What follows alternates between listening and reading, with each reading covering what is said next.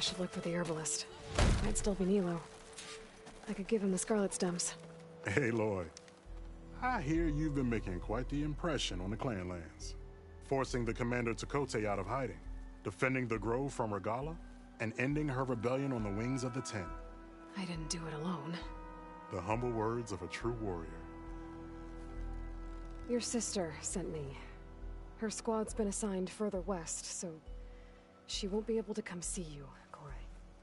She wanted to make sure you knew. That sounds like my sister. Is something wrong? No. Yes.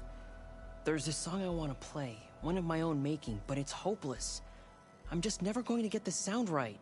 What makes you say that? Back in the Clanlands, the Sky Clan built instruments that cast sound to sky and across the mountains. They use long-leg throats to make them bellow with the sound of metal. It's how they communicate between villages.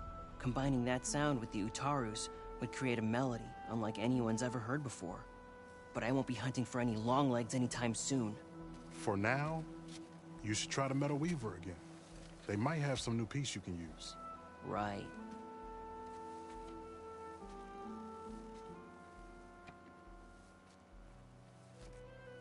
This song means a lot to him, doesn't it? It does, which is why I'm getting him that machine part. It'll be a surprise. The Utaru say that's the best way to receive a gift. Is there a long leg around here? As it happens, one has been troubling some villages southwest of here. You be doing me and Plainsong a favor by getting rid of it. Interested? Maybe. I didn't think the Tenakth cared much about gifts. When I first moved here, I remember some days were more difficult than others. But I came to embrace the life I found here, and I don't see why I can't help Corey do the same. He's lucky to have you. Tell me more about this long leg. It's a particularly nasty one. Looks different, too. Tainted, like the lands around here. It protects a group of machines that overran a small outpost southwest of Plainsong. Its call is easy enough to track, but if it spots us, it'll call reinforcements faster than you can draw your bow. Take it out with the rest of those machines, though. Plainsong has one less problem to deal with, and Corey gets to play his melody. Victory for all. If I make my way down there, I'd like to help. I appreciate that. I'll head southwest and see if I can pick up a trail.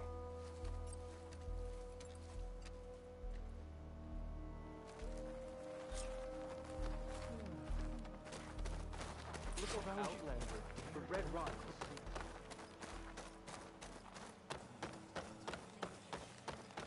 A word for somebody who owes you a favor?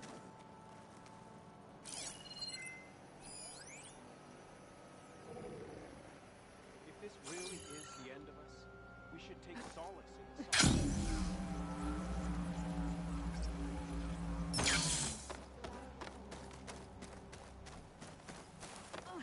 So I went to the hunting ground to train, but the Lau and Ven, reunited after the old growth.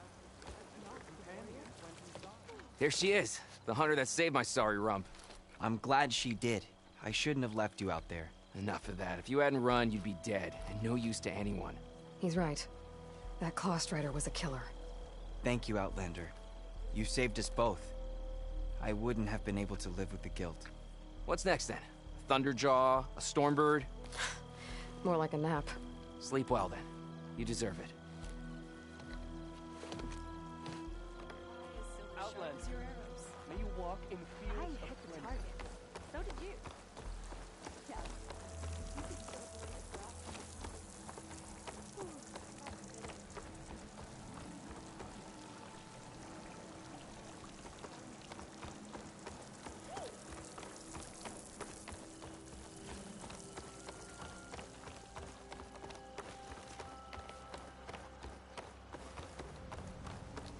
The blight is closing in.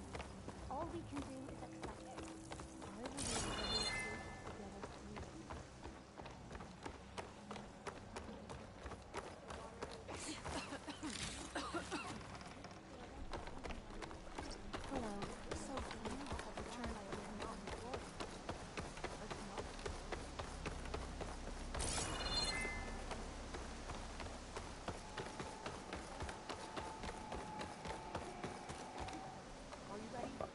Outlander. What can I do for you?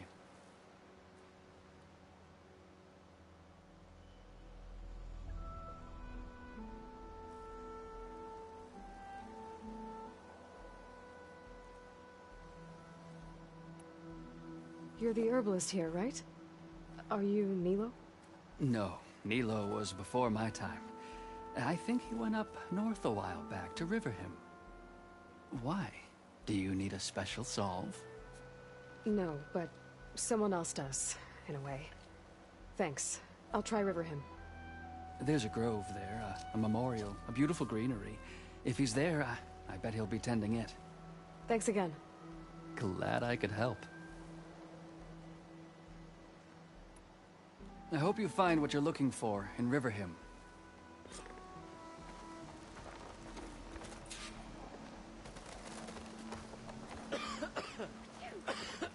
Hey, how goes it?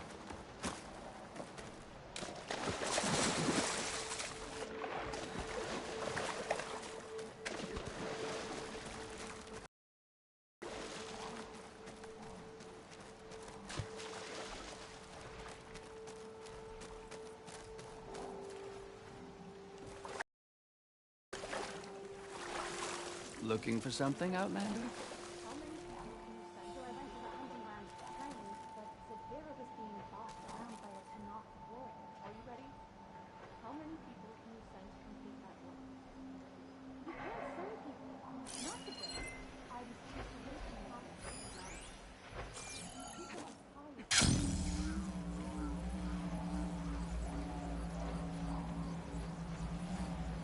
I'm still getting a signal from my focus.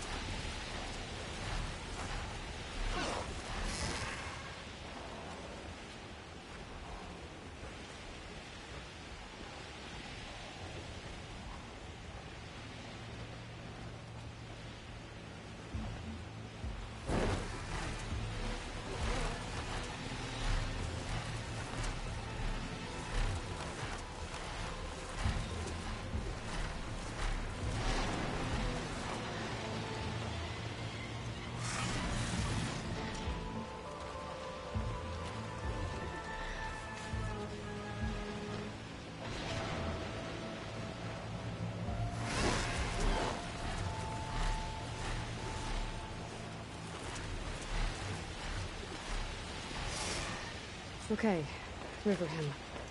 I should look for Nilo, give him the Scarlet Stems. The herbalist in Plainsong said he might be near the Memorial Grove.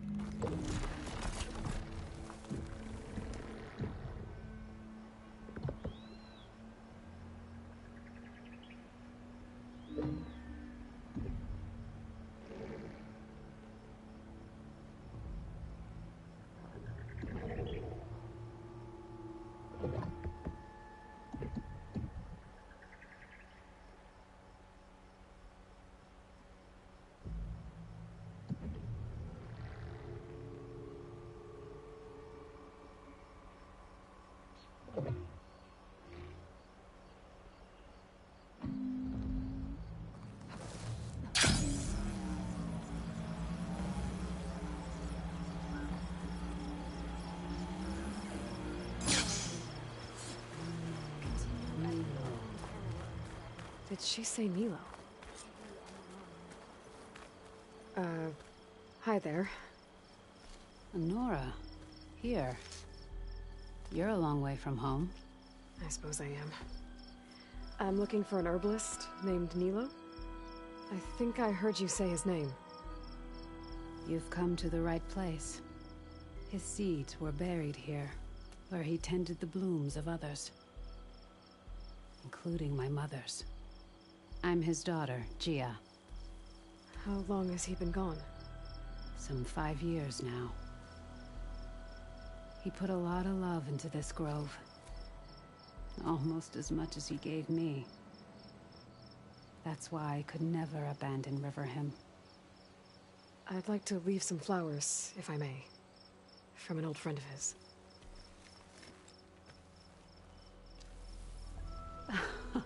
Scarlet stems. They're rare in these parts, but they were his favorite. I never knew why. He planted them whenever he could, but never picked them. Preferred to just watch them bloom. Sounds about right.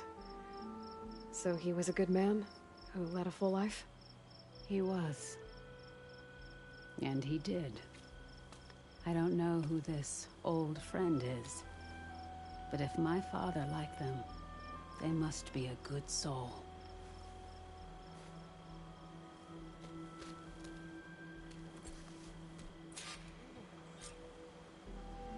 And to you.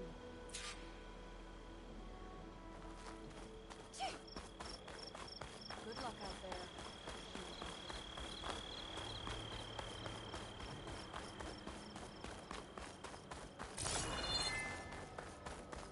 May your seeds take blessed root.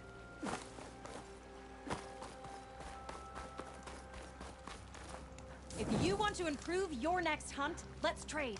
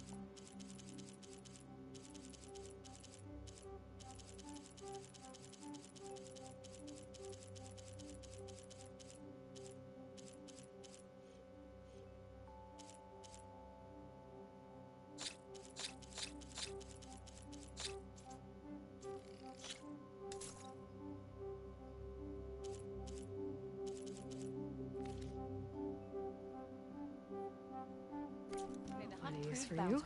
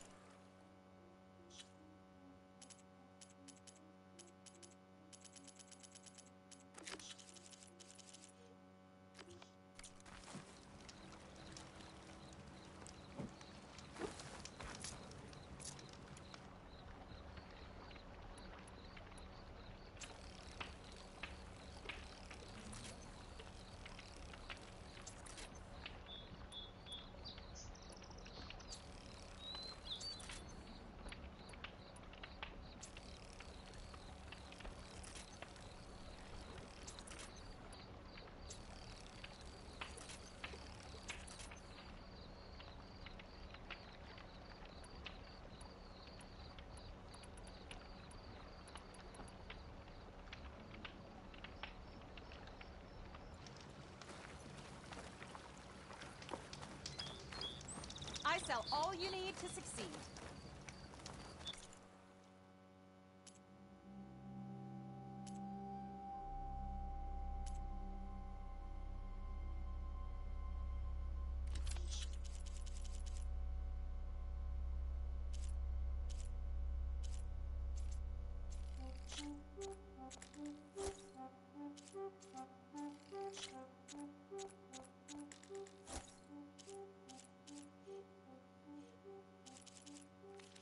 A good trade, a good day.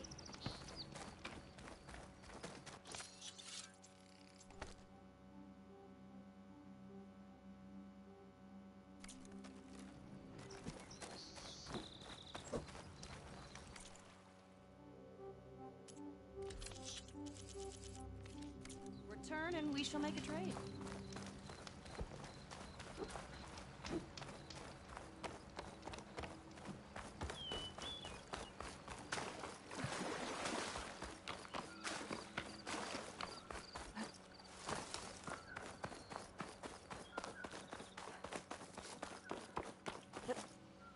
Another day, yes. The leaves of Riverham and people who find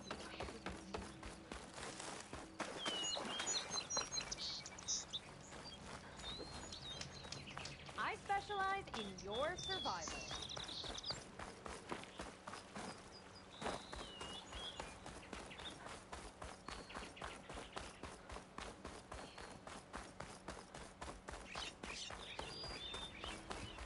another day, yes.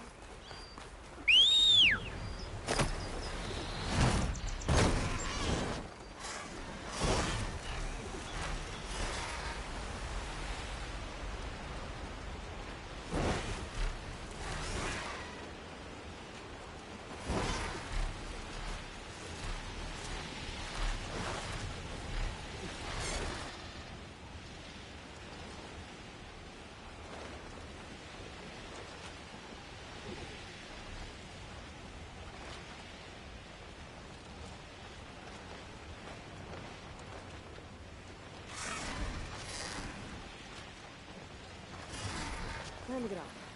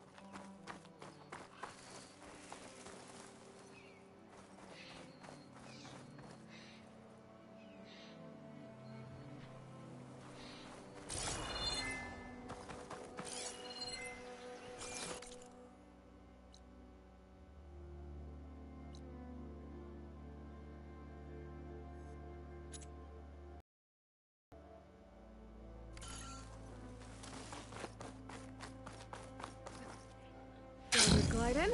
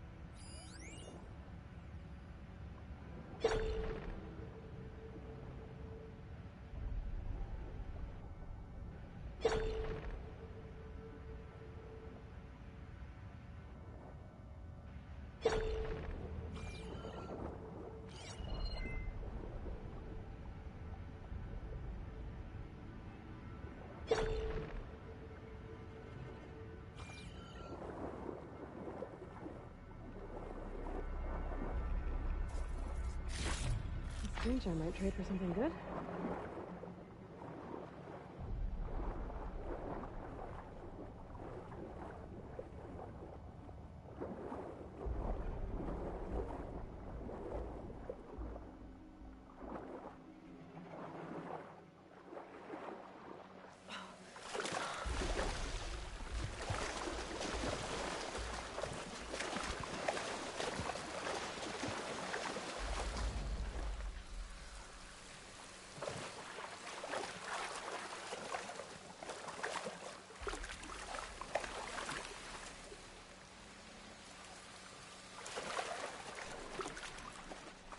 I'll shake it out as I go.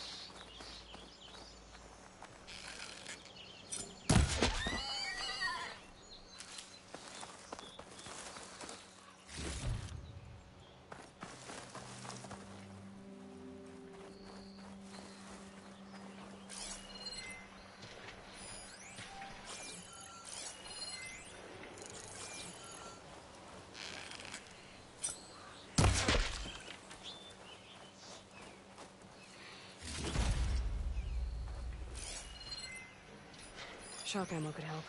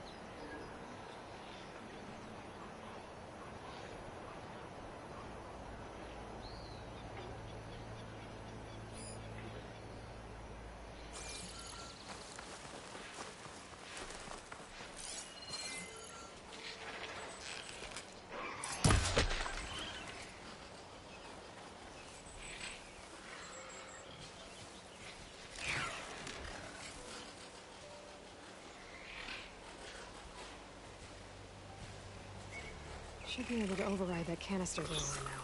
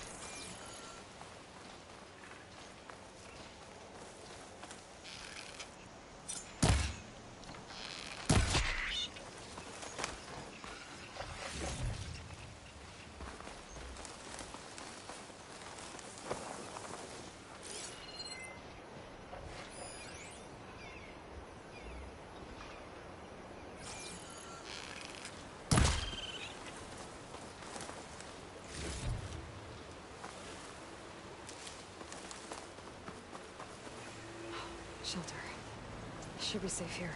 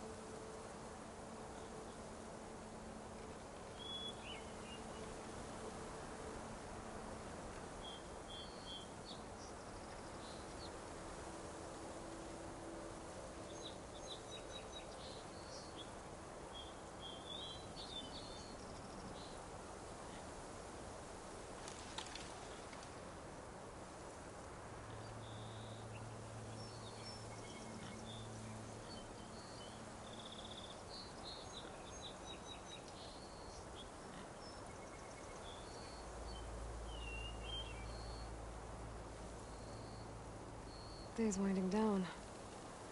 But that doesn't mean I am.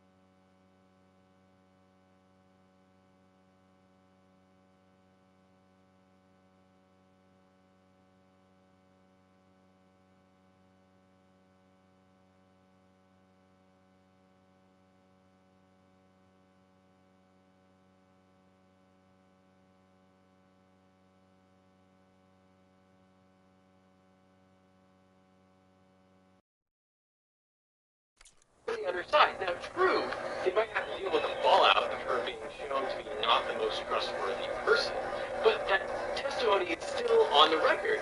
They hired someone, they paid someone to give horrible testimony about the defendant. They're not even witness tampering rights. It's crazy. Wire transfer from your account to Wayne Webster's phone records required some testimony. And an affidavit stating you paid Miss Webster to falsely testify. But again, she falsely testified against the people that hired her. That's not even the way you want to witness tamper. They paid someone to give testimony against themselves. That's totally insane. What do you want? An admission of guilt and a guarantee that you'll obtain treatment before working again. And there's nothing for him to admit guilt before something witness tampering that is an actual criminal crime.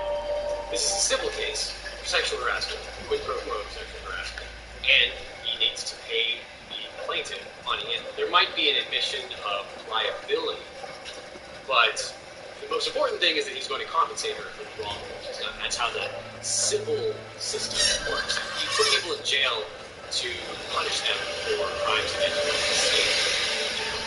You are simply liable for things that you've done to make Alright. That was Suits, episode 1. A lot of things going on there, a lot of moving pieces. So how does it stack up against the real world? What grade does it get? Well, let's see. In terms of the recruiting process in law school, that it gets spot on. And there was a lot of brilliant legal arguments, but only by the fact that every single one of those attorneys would have been disbarred. So all in all, I give it a B-. They get some things right, but a lot of the legal argument is wrong, and all of those attorneys would have been disbarred. So if you like this video, please subscribe for more legal analysis, and I put together a playlist with all of the Legal React series. If you like this video, you'll love the other videos on Few Good Men, My Cousin Vinny, Law and Order. So click on the playlist, and I'll see you in the next video.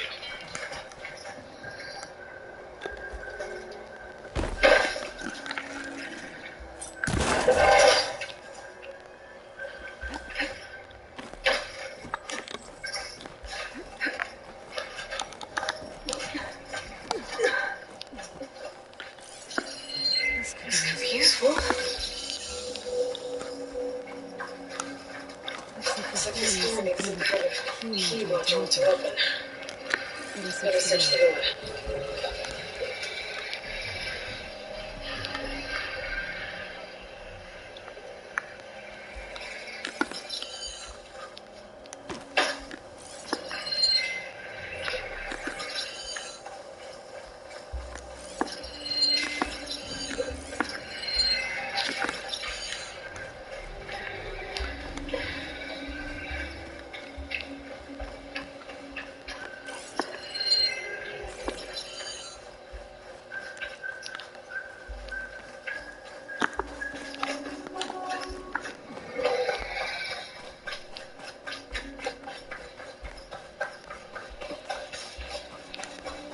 Ancient rail cars. Huh. Wonder if they can still move.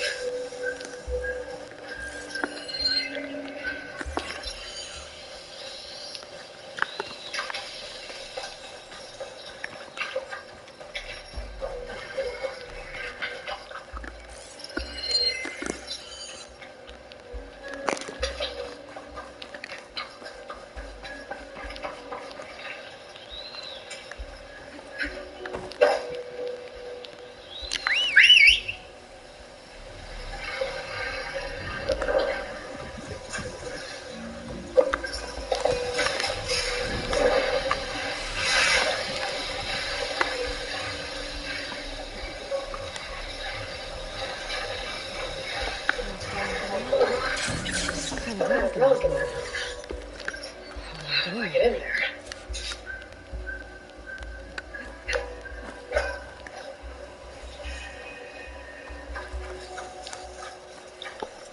Key module.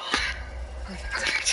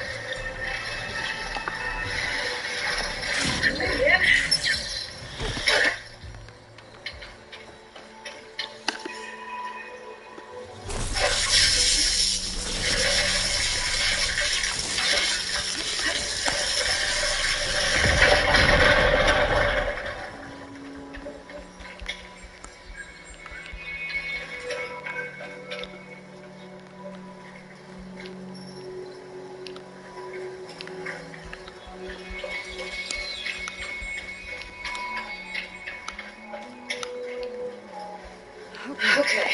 Where to now?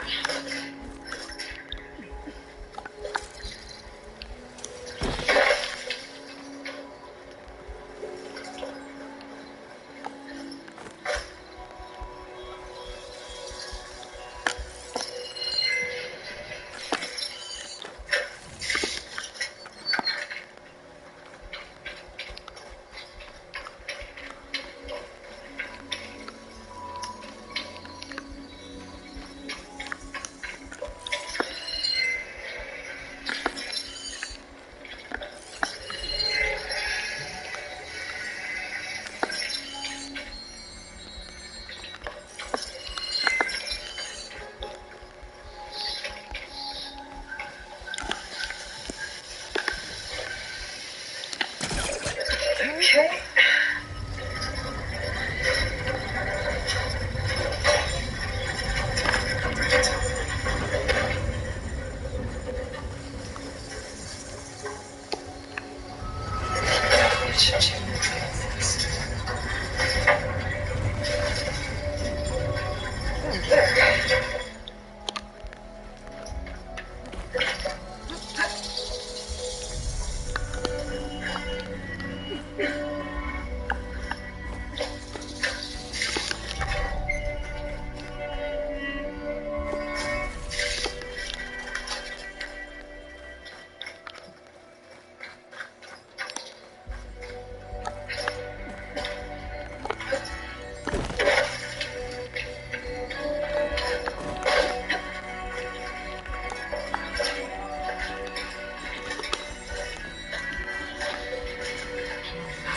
Long.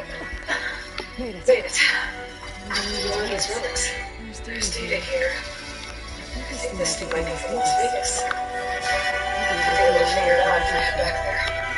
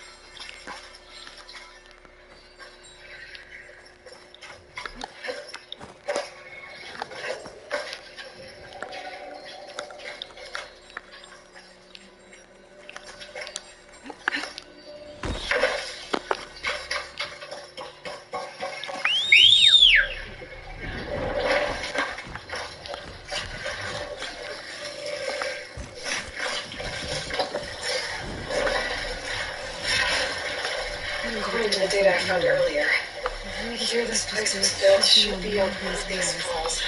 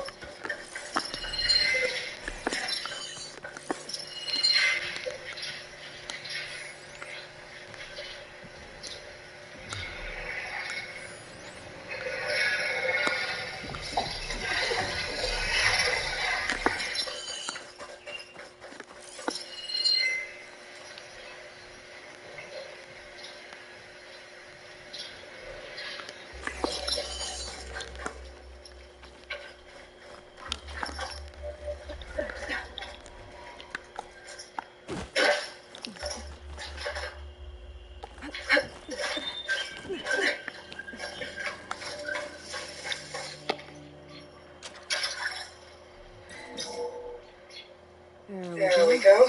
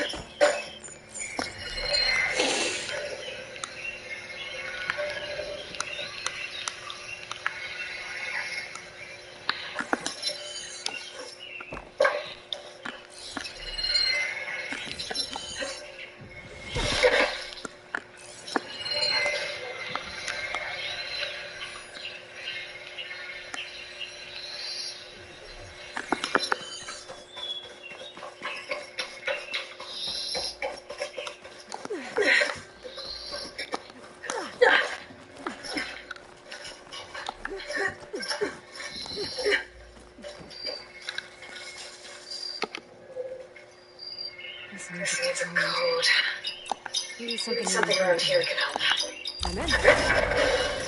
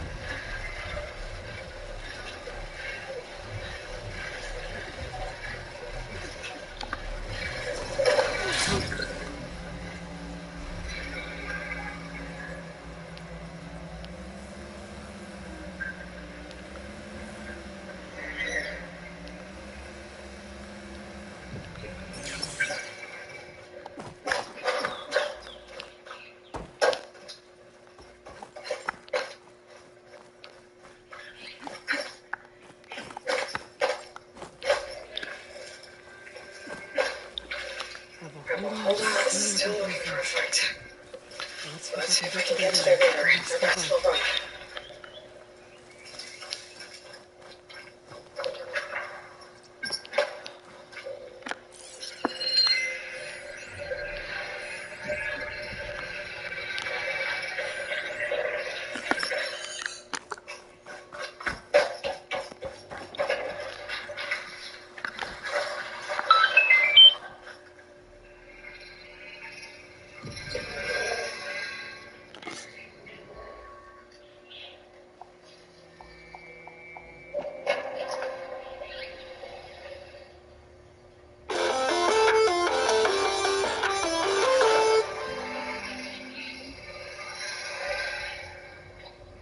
Yo, what's good, and welcome to Kinda Funny Games Daily for March 9th, 2022. I am your host, Jen Garcia, and joining me is Tim, motherfucking Getty. What's good?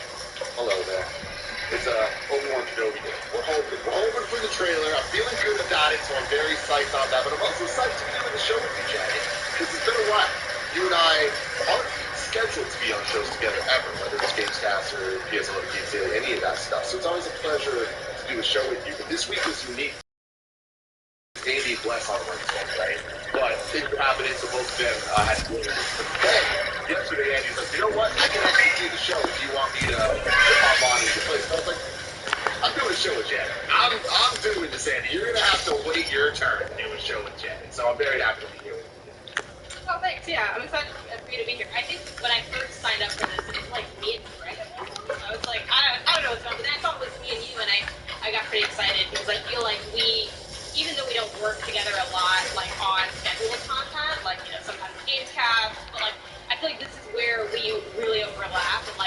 that era where I was right from maternity leave, like, we often did shows together. Like, usually if I wasn't doing just the Friday show with Bless, like, it was me and you know, the information squad formed, the Nintendo information squad, and yeah, it was just a fun time. But how have you been? What's been it? You know, I've been really good. I've been chilling. Gia and my brother have been training for a half marathon, so I've been kind of surrounded by that energy. So I know exactly what you're going through. Oh my gosh. So, yeah, for context, and like, Tim was asking me before the show started, so we'll, you know, chit-chat a quick at the top and then we'll jump into it. But yeah, I have the marathon coming up. I'm running the LA Marathon, which is, I think it's like in 10 days at this point. I am feeling okay. I do have like one, you know, it's ideally you go in like injury pain free. I do have some foot pain while I get cramps at times. That's new. That started at my last big training run at 20 miles. And I felt it again when I did the 6. Oh yeah, I'm doing the full marathon. First time ever. And people always like mix this up too, where like I run and I talk about distance running all the time. And people like either assume that I've definitely done a marathon, or maybe they might have assumed the opposite. But like they're like, oh, you've never like done one before. I'm like, no, it's like so hard to do 26.2 miles, first time ever. I am feeling okay, but there's definitely like the fear of pain I've never felt that.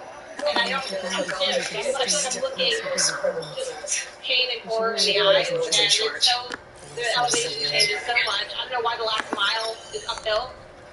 No.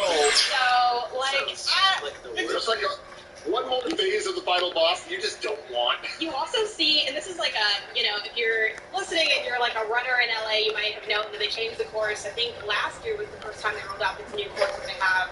And everyone hates this course because, too, you see the end of you see the finish line at mile 18, and then you keep going, you turn around at mile 22. Like, I got beef, so we're gonna see how it goes. But, yeah, it's my first one. I'm taking the week off after. Like, I'm excited and more. Have you done, like, half marathons? Yeah. Well, the most I've ran before in a race was 15 miles, which is not very much of a look at, but I've done, I think, 2 or 3 half marathons at this point. I've been running for like maybe like 10 years of like differing consistency for those years. Like probably really consistently since I was 19, so almost 10 years. Because I think I'm 28, but I'm actually not quite sure offhand. But yeah. Yeah. Someone asked me yesterday, like they're like, "Yeah, are you 32 or 33?" And I was like, "Fuck, that's a good question. I legitimately don't know." And I had to do the math. I was like, "Okay, I'm turning 33." Okay. No. Yeah, 32 seems right. No, you're 33. I'm not 33. How old am I?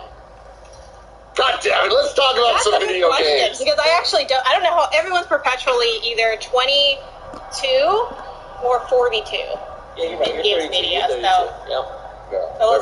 let's get into it. Here we got today's stories include Gotham Knights release date, Activision shareholders under investigation, and Final Fantasy's anniversary, and more.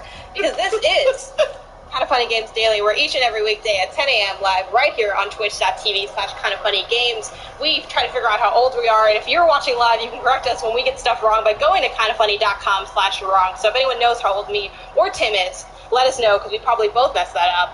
And if you don't want to watch live, you can watch later on youtube.com/kindoffunnygames, roosterteeth.com, or listen later on podcast services around the globe by searching for Kind of Funny Games Daily. Use Epic creator code Kind of Funny on all Epic Store and Epic in-game purchases like Rocket League and Fortnite to help support Kind of Funny. To be part of the show, head over to patreon.com/kindoffunnygames, where bronze members or above get to write in, and silver members or above get the show ad-free along with the exclusive daily post show. Some housekeeping for y'all. Yesterday, Greg, Bless, Andrea, and I were in a reveal trailer for Tiny Tina's Wonderland's Endgame mode called Raising Money for Project. Today we're brought to you by Upstart, ExpressVPN, Chime, and Babbel, but we'll talk to you about that later. For now, let's begin. What is, and forever will be, the Rogan Report. It's time for some news. We have 6 stories today. Baker's dozen. Starting with Gotham Knights is coming, and it's October 25th. We got that release date dropped on Twitter. They're just like, hey, the game's out. Didn't have any other additional context, but we do have that release date, and now we're finally starting to see what that fall is looking like. Before we get into, our predictions for the fall, our hype for this game, let me just do a quick back-of-the-box refresher for what this game is. So a reminder that Gotham Knights is an open-world action RPG set in the most dynamic and interactive Gotham City yet. In either solo play or with one other hero, patrol Gotham's 5 distinct boroughs and drop in on criminal activity wherever you find it. Story-wise, in the game, Batman is dead, spoilers, and a new expansive criminal underworld has swept the streets of Gotham City. It is now up to the Batman family, Batgirl, Nightwing, Red Hood, and Robin to protect Gotham, bring hope to its citizens, discipline to its cops, and fear to its criminals. From solving mysteries and connect the darkest chapters in the city's history to defeating notorious villains in epic confrontations, you must evolve into the new Dark Knight and save the streets from descent into chaos. And then some quick, details that have kind of been coming out through the marketing. Each character has a distinct skill tree. The co-op is drop in, drop out style, but there's no games as a service element attached to it. And if you want to, you can just play the whole game by yourself. So, Tim, what is your hype level for this game, and what do you think this means for what the fall is shaping up to be? What's going to be the star of the fall season? The star of the fall, I think, is a question that I don't think we even know the answer to yet. I feel like we don't know what the season's going to kind of shake out to look like. Like, are we going to get Breath of the Wild? Are we going to get Ragnarok? Are we going to get Jedi Fallen Order 2? Like, I feel like there are even games that aren't announced yet that we are probably going to be seeing popping up later this year. So that's really exciting to me. I don't think that Gotham Knights is going to be the star of the fall. Having said that, a couple days ago, we were talking about the Forspoken delay, and I was saying that it feels right to me. There's just something about it that I'm like, I buy it, and this makes sense, and it's just like a gut feeling. Same thing here. Gotham Knights coming out end of October this year. It feels right to me. I think that there was a lot of conversation around this and Suicide Squad and which comes first and what year are they actually coming? Are they coming this year? Are they coming 2023? Where's it at? And I feel like the most likely outcome in my mind was always that Gotham Knights was going to be coming first and this year. And I think that it is going to stick this release date. I don't see this getting delayed again. Of course, anything can happen in this world, but I do think that this is them putting a date on it here is a level of confidence that I think is going to happen, for better or worse. I get the vibe that with this level of game, they kind of want it out for fiscal quarters. They want it to get those numbers in. And, Gotham's hot, especially right now, coming off Batman and all of that.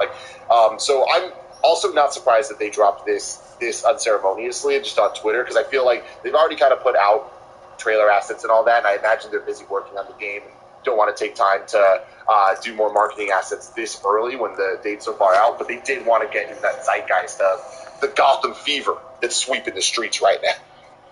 The streets of Gotham, some would say. Are you playing this by yourself or with someone?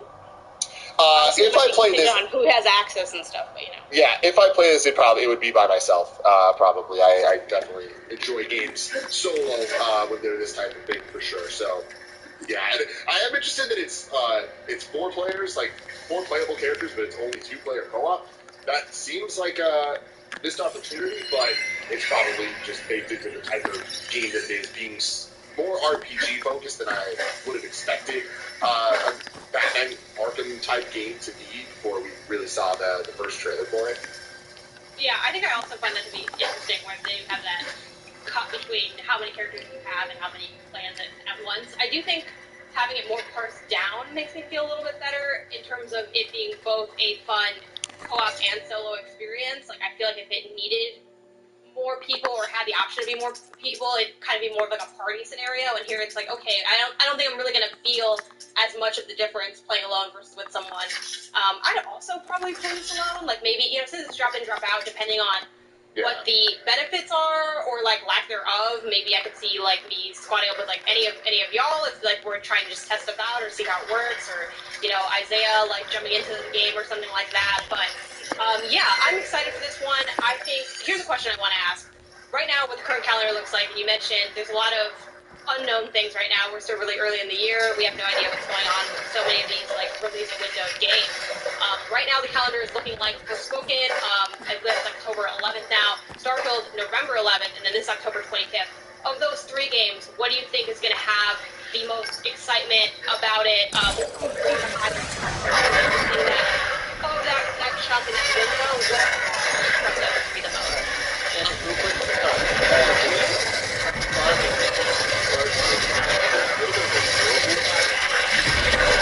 Very light.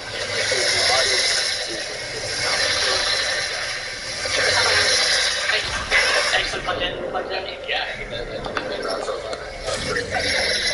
There we go. I feel like we're both options, and that's just the 3 games that have to confirm release dates that far in the year. Yeah, and like maybe there's something I'm missing there from like other titles, but I think there's like 3 that are in the fall right now, and then PS5 is December, so. I feel like I feel like all eyes are on that. I think that is the game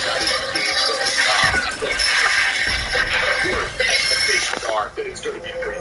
Like I think that like at worst it's going to be it's just another Bethesda game, right? I feel like out of those, it's undeniably Star. Are those just the 3 games that have confirmed release dates that far in the year? Yeah, and like maybe there's like something I'm missing there from like another notable title, but I think those are like the 3 that are in the fall right now, and then Stalker 2's December. So yeah.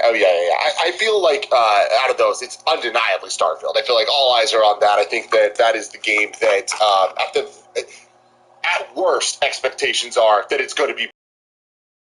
That like at worst it's going to be it's just another Bethesda game, right? But at best it's going to be, oh my god, it's the best.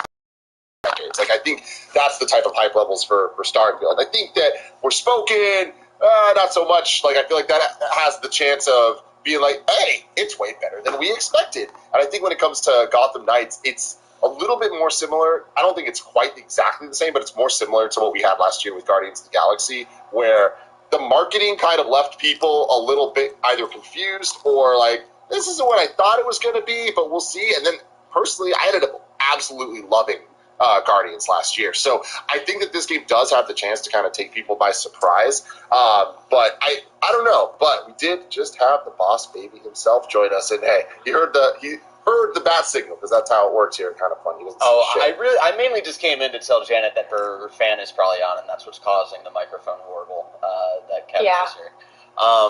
But yeah, this was a really weird kind of like 6 a.m. Hopefully no one's awake for us to see that we're announcing this release date, which I felt was a really weird choice. I think it was Nick Verge who responded to me, who was like, yeah, maybe this was like kind of a shareholder play before March 31st, and it's like, yeah, I get that, but like, if you're gonna do a shareholder play where you like want the shareholders to know, like, hey, this game's coming, we promise. Like, do a little bit for the fans, instead of just giving us a JPEG with the date on it. Yeah, I'm confident that I think it'll actually hit this October. I think they really want, WB really wants a game this year. It's been 9 years since WB Montreal. Actually, the date that they set will be 9 years exactly since their last game came out, which is insane. Cool.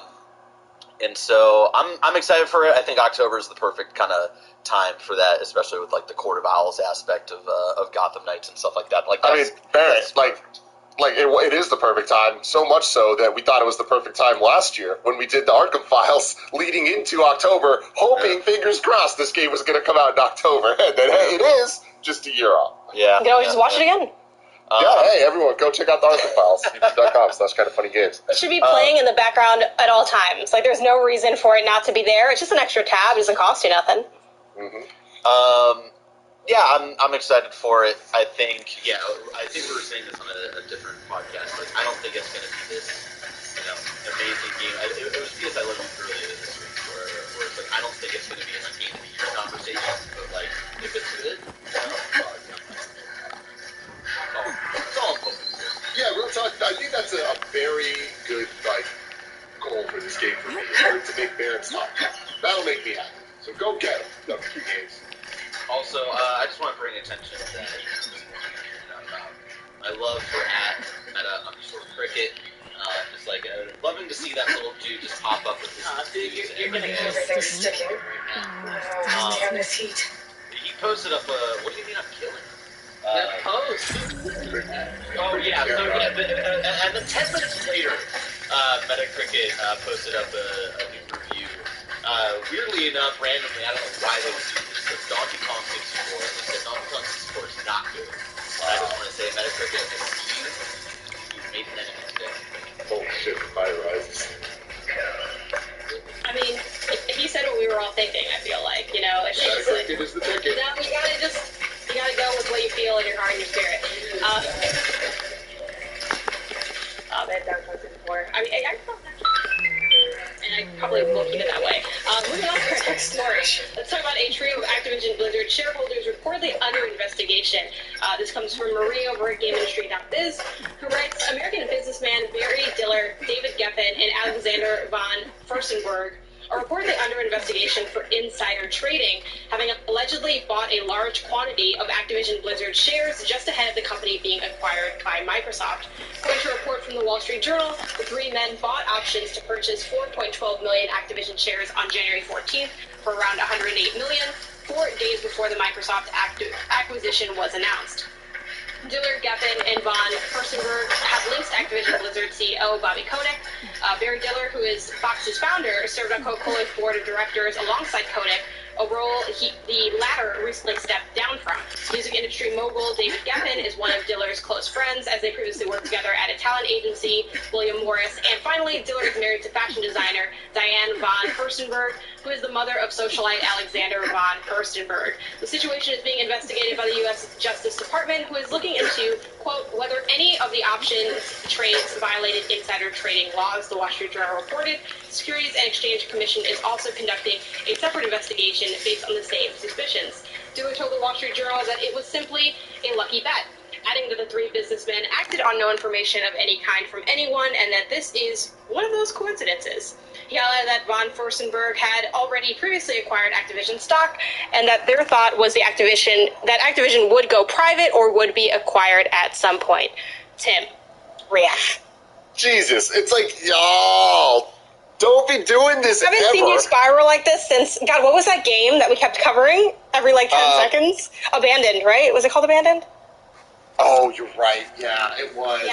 The Nakojima game. Oh, my lord. No. No, I didn't. I have no fucking idea. I'm sure we're talking about it again. But, I'm sure you'll be here when we do. Yeah, exactly. This is, whoever's in charge. First off. Second off, y'all, right now, with everything going on, with the amount of eyes on you, really don't do this. Like, y'all are gonna get exposed, and they're getting exposed right now. Will anything come from this exposement? Probably not, because that's the way this all works. But, look, there's just so much conversation around all this Activision stuff. There's gonna continue to be conversation around it all. And every single week, there's just gonna be more and more news that's just exposing all the bullshit that Bobby Kotick and his homies have been doing for way too long. So, another one of those situations is just pay attention. Just understand that this shit is going on in the rest of the but yeah, is this a surprise? Absolutely not. This is just business as usual for how this type of stuff works. But this is shady business. This is not how business should be done usually. Yeah, I mean, I definitely agree with you where we will be seeing, not even just the ripple effects, but just more and more splashes of information that drop at any given time of just there are so many investigations going on related to everything surrounded either Activision, Bobby Kotick, the combination, and now there's also, of course, the upcoming Microsoft element of it all. So, we'll see what comes of this. I am not sure, what kind of challenges lie ahead in terms of being able to do that or not, because as, this person stated, they sort of, saw the writing on the wall, there's some form of a shift. And while I think a lot of us were sort of surprised by the acquisition occurring, it also kind of was like, okay, what's going to happen with Activision? It's not so shocking that something like this would happen, and I think especially once we started hearing about how the process went, how they were sort of trying to, sell themselves to varying companies, and various companies were like, no, not for, this amount of money, and they kind of had to, I wouldn't say had to take the Microsoft deal, but it was not, they were looking for maybe to get more for the company than what they ended up getting, even though that price point was, insane. So, hopefully if wrong was done, that justice is seen. But I feel like even just saying that, it's like, did ever?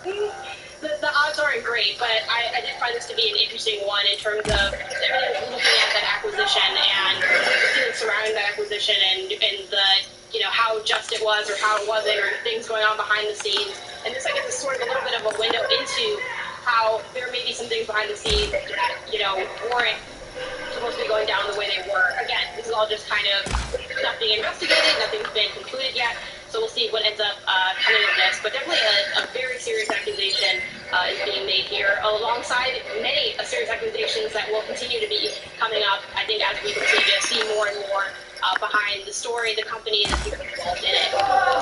It's just been a week, you know what? It's been years, and I down decided to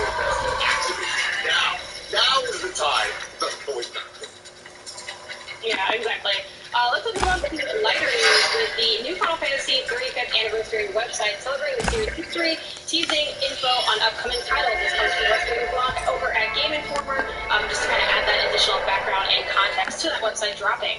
So 2022 is Final Fantasy's 35th anniversary, and Square Enix has celebrated by creating a website to celebrate that and tease the information about new games and more.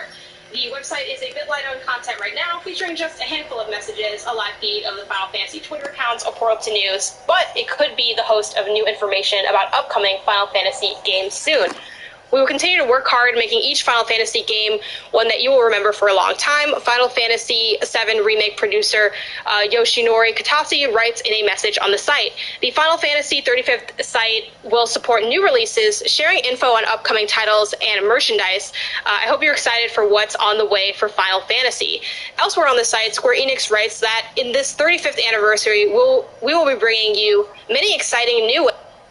Dawn of Ragnarok is almost here. If you're a fan of Valhalla, you probably are excited. If you weren't, you're probably wondering why a game's DLC that then turned into a standalone title is getting so much discussion in the first place. Make sure to subscribe if you like reviews on all kinds of things, DLC as well as games, as well as walking the walks. Now, regardless of my original thoughts on the AC games, I've loved some, I've hated some, I've always been impressed by a lot of their DLC packages. Arguably, Atlantis is one of the best DLCs for a title I have ever seen, expanding that title into something truly magnificent. And Valhalla has some pretty big shoes to fill, so let's see if Odin is as big as all the old myths used to say. This game has enlarged from original DLC to a standalone product, and is out on pretty much every single system aside from the Switch, I believe. New weapons, a large new land, new enemy types, new powers, and a ton of new skills. Checking boxes isn't how good games are made, though. First, let's discuss the presentation. Now, graphically, The Land of Ragnarok is a mix of both the original Valhalla and at times a little bit of Phoenix Rising of all things. Floating lands,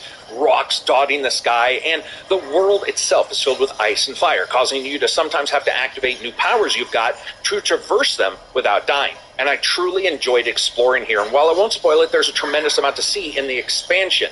And especially when that expansion is called Ragnarok, where Valhalla, other than some missions, contain most of the environments to at least a somewhat believable landscape, Ragnarok doesn't have that limitation. Massive fortresses, monolithic, environmentally catastrophic moments abound. It's a bit like the dial turned to 11 that also has another little tiny dial on it that also goes to 11. It does take a while to see some of those bigger set pieces, but rest assured, a lot of them are there.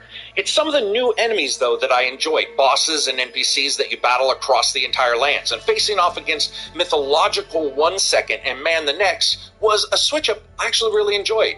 The Jotnar's locations are steeped in winter as you battle through them, and then you put on a cloak of embers and magma so you can sneak through the Moosebulls' magma villages in social stealth situations. Nothing says you're a badass like a cloak made out of volcano vomit as well. It is an awesome power, and it just looks incredible. The new armor, the steeds, the weapons, and the powers are excellent and in line with what you would expect for this kind of adventure with this kind of subject matter.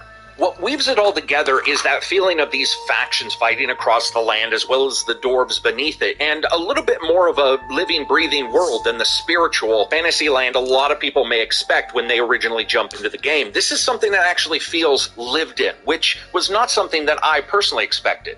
And that allowed it to be a little bit more grounded and for the story to have just a little bit more pull. Speaking of pulling, this does pull some serious performance from your systems and sometimes a little too much. Consoles have had not the best time with Valhalla. Some patches have made performance worse. It's had screen tear, visual artifacts. That being said, I didn't notice as many issues with Ragnarok as I did with Valhalla on the PS5, which I was testing, both performance and the quality mode, as well as PC versions that I'll talk about in a second. Across all the platforms, though, the LOD switching is pretty rough. It's got the PC having the lowest amount of noticeable switching, and the performance mode on the PlayStation 5 doing it right in front of your damn face, like someone just forgot to put crap down and throws a little putty to make a rock. It is highly noticeable, and even if it's on quality mode, which is your 30 FPS, it is still there. Now on the PC, you have different options you can choose. Unfortunately, still no DLSS, though you can choose render quality. I'd like to see DLSS in this, but this is one of those titles that has AMD Radeon slapped on the front, and so most likely we won't get that. Performance on the PC does seem a little bit higher than Valhalla for me, which I was surprised with. But I would have loved to have seen some of these new tricks that these new graphics card can do, getting that native support in this game. Overall, I'd say Ragnarok succeeds more in its design and its art offerings than any technical improvements. Don't expect that. The effects, the powers, the new enemies, the bosses, locations are also very incredible looking, but they are based within the Valhalla engine. This is an engine that is saddled with some consistently bad LOD issues and other little problems here and there. This is not going to fix those. When it comes to the audio side of the presentation, Valhalla has some issues with the original release. It had especially sample problems, and channeling both seem to be mostly a thing of the past here. Ragnarok offers its own challenges with huge battles, Valkyrie battles, unique powers not seen in the prior game, and larger encounters that I wasn't really expecting here.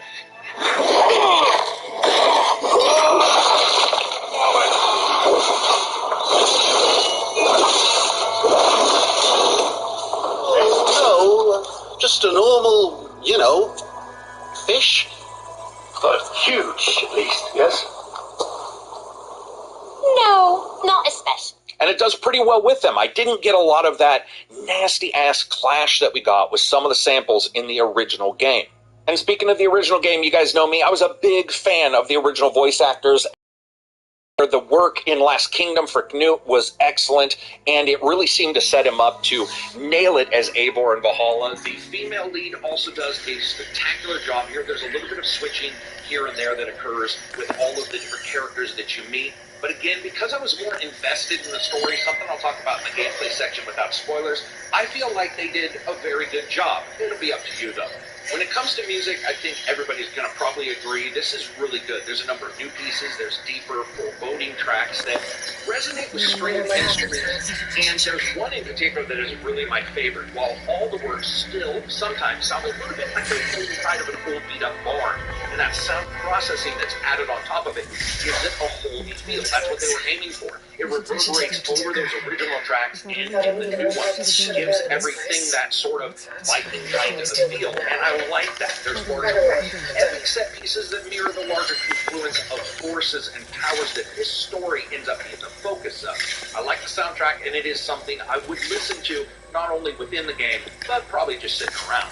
And one thing that this game does not do is have you sitting around. It fills you in pretty quickly. To see the Ragnarok content, you can enter it in really one of two ways. By a mission in the main village, talking to the seer, and getting upgraded to a particular point to be able to do that, or jumping into the brand new game, choosing just Ragnarok as the content. But I would suggest that you end up having a save from Valhalla and into it, and there's reasons why, which I'll talk about. So in Ragnarok, Odin's son Baldur has gone missing. So what's a mythological pod person mind leaper supposed to do? Well, they go in and they try to save him, and that's your job. You quickly make friends with some dwarf allies who inform you that the dwarves themselves have dug deep. They're sheltering themselves in, shelters to escape these battles on the surface of the land. Unlocking the shelters as you progress is sort of unlocking main bases in all of the other games. Not only does it give you a place to go and rest, but upgrade weapons, get to items, many times further the story of Ragnarok itself and hear other stories about what's going on around you. Ragnarok does have a number of new weapons and powers and skills. One of the major elements here is that Odin is given the power of the Hugarit, which is a gauntlet that lets him collect the souls and abilities of slain enemies and gather their powers for himself. Powers like the ability to wield ice, protect himself from fire, transform into a bird and fly across the land, and even teleport short distances. Yes, by the way, that makes sense as you play the game. If you like your Odin with a sign of necromancy, you can also raise enemies to fight beside you. You can switch these powers out as you go. Of course, battle is handled pretty much the same as Valhalla, wielding a huge number and an assortment of weapons and shields and items with those new powers. You have to explore the land and track down those kidnappers. And that's where the skills come in. Now, I won't say that they're a game changer, but a lot of these skills are skills that we didn't get in the original game, and they're added on the first time you go to the skills section. They sort of pop up at the cusp of the original game's skill trees. And there's a lot here I like. And you certainly can have some gameplay that builds on Valhalla, if you like Valhalla, and adds in that mystical bent. But if you're sitting here thinking, that sounds a lot like Valhalla, it is. If anything, Ragnarok is more. It's more battles, it's more lands, it's more items, it's more powers, it's more skills. It's not out there to change what Ubisoft felt worked. It's to augment it and really tell the conclusion of this part of the story and to expand the world exactly as Atlantis did.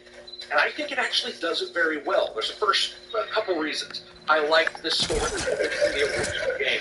I'm not sure why I was more impressed. Maybe it's the mystical bits and the mythology here and the interpretation of what Ubisoft wanted to give us for these enemies of myth, some of them that you fight that I liked. But more importantly, Odin isn't the strong guy here. His enemies are legion. He's not the strongest one out there, and he needs to gather friends and allies to his cause to help him fight those enemies and track down his son. I think that worked well to feel just a little bit different and less of a been there, done that kind of style. I certainly won't say that there aren't some quests that you're doing that you're like, no, this isn't necessarily absolutely awesome. It's just the story that wraps it up made me have no real issue going through those to get to the meat of the story. This isn't to say also that there isn't a ton of exploring or new puzzles or new mysteries, and even more information on the actual Valhalla main game story, with the story from this weaving into the main title, especially in the middle game. I don't want to spoil that, I just mean sort of narrative. Ragnarok's position as an expansion seems like it makes sense. It's massive, there's a lot to do, but at the same time, it doesn't go out there and do anything that says, hey man, we know you didn't like Valhalla, so we fixed everything. Its connection and, in fact, its deepest roots into the main story stop that from being a thing, for better or worse. And lastly, for better or worse, let's talk about the length of the game. Now, all of these games, anytime somebody says the game is 80 hours, usually that's playing Minesweeper on the map, walking north and south, 1 foot away from each other. This game is actually quite large. I don't think most people are going to hit 100%. If you do, who knows how long it'll take, because like a lot of these titles, there's all these various little things you can do with mysteries and story events. But you are easily looking at 25 to 30 plus hours. It just all depends on how you want to go about it, how you want to play the game, because that's going to make a huge difference in how long the game actually is. Difficulty is such a big deal to me, especially when it comes to connecting with fun factor and AI. I enjoyed Ragnarok more than Valhalla. Now, Valhalla felt bloated to me, and while this is of course built on the new skills and powers and enemies and the mythology, one of the issues I had with Valhalla is it had a very interesting front, maybe 10 hours. For Valhalla, that became an issue because the game was so big. It always felt like it dipped its toes in as well, but never really went full holy hell. Sure, it tried, but it couldn't really do that. It saved some of the more expansive stuff for Ragnarok. I felt that was here. It was condensed more, it was a bit more moment to moment, and that was enjoyable. So as you guys know, I do rate games on a $5 sale rent or never touching again rating system. This, I like the story. I'm going to say this is actually worth getting. Valhalla felt bloated. It had a lot of that content, and the number of it didn't necessarily mean I wanted to go out and do it. And it had a lot of technical issues. This game, Ragnarok, one of the big pluses here, I didn't really run into any bugs, which was surprising. I was able to go through it without any real issues. I liked Valhalla, just not as much as I was hoping. Ragnarok, I liked more than I was expecting. I like the story. Notoriously, they're hit and miss for everybody, though, when it comes to stories, so I can't really speak to that. It depends on what you like. If you like mythology and you want a little bit of a change and jump into the mystical, maybe like you felt with Atlantis, this is probably going to do it for you. If you are not a Valhalla or Assassin's Creed fans, this is not for you. So I hope you guys like these videos. I hope you like the walking the walk. Check those out. Check out all of the videos that you'll be seeing from me. I'm sure you've noticed some changes to all of the different stuff that I've been doing. I'm going to keep that up. It's just part one of the 4 changes that you'll see with ACG. Hey, peace out. I hope you guys have an awesome week.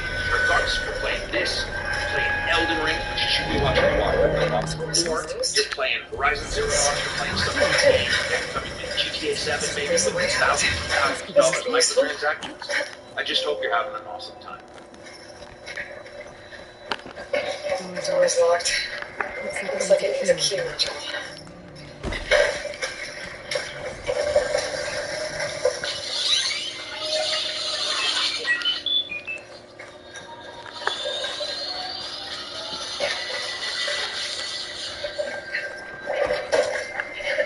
Hey everybody, welcome to AJS News. This is the first of the 2 videos we've got. Our sponsors, us! Look at these ads! Check out our merch. Click the links down below for Rogues Apparel. It supports our show and an independent badass artist.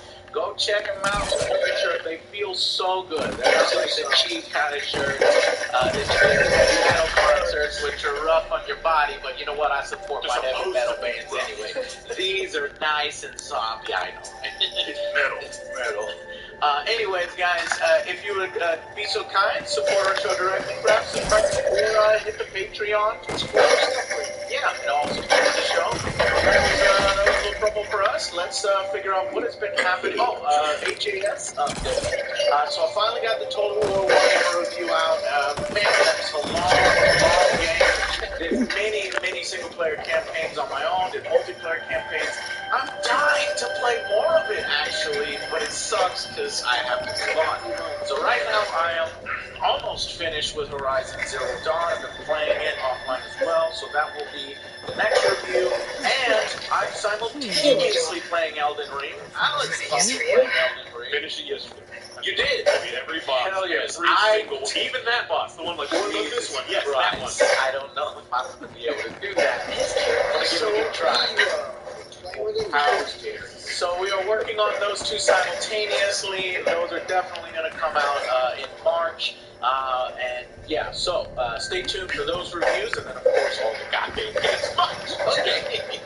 We'll catch up at some point, but thank you for continuing to support our show directly by merch. Alright, what the hell has happened over the last week? Well, Bethesda's been quiet for a little while now. Good. And, they work on your games. They decided that they came out with a 5-year roadmap. So really exciting stuff. It's all for Fallout 76. Oh yeah. They're focusing on the wrong one. No. They gotta shore up the money makers they have. Is that a money maker? Apparently, the same fucking 50 dudes are playing. $100 a year for Fallout first. Remember all that other shit that they wanted and all the new microtransactions. Well, Fallout 76 just entered Season 8. Now there's aliens. And there's like a new roadmap. There's arena fights against robots, expeditions to revisit kids this fall. They're adding a bunch of stuff. Now we're of course waiting for the next actual RPG.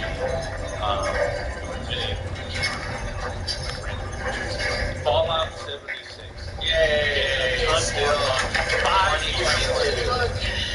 I'm working on that. Don't work on something. Hey. Apparently it still makes some money, Joe, and if it makes them a little bit of money, then they'll have a skeleton team on it, even if it's like 5 guys. Here's our 5-guy, 5-year plan.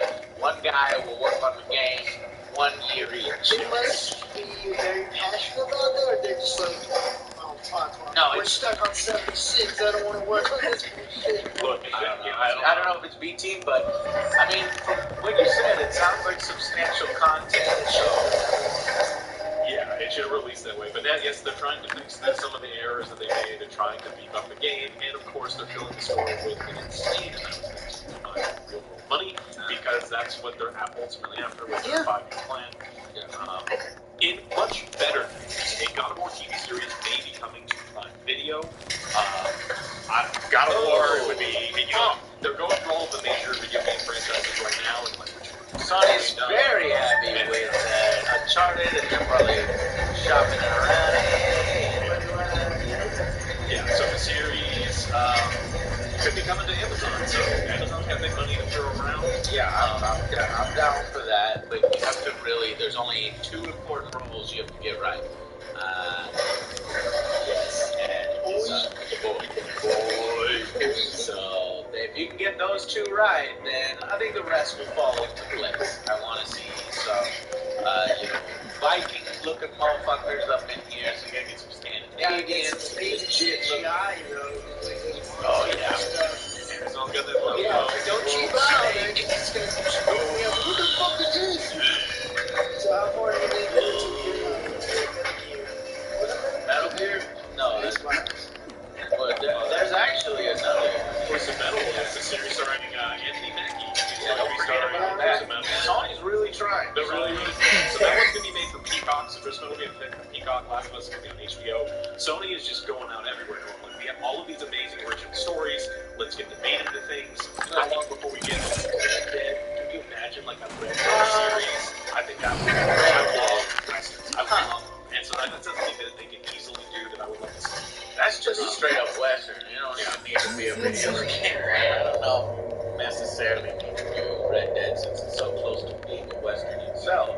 It's just Western. But yeah, okay, cool. Yeah, would I like to see it? Yes. I think it's a good franchise. The mythos, the different worlds, the different monsters. I would have rather put their budget for, say, I don't know, Wheel of Time into something like God of War. Because I don't give a shit about Wheel of Time, and I've tried to watch it several times.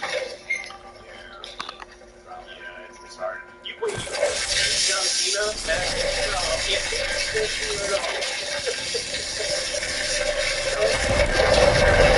Alright, we're gonna get a bit of a break in March. We were worried that there's a lot of video games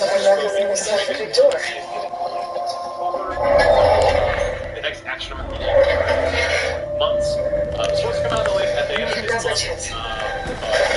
Not quite. It was about the 20th.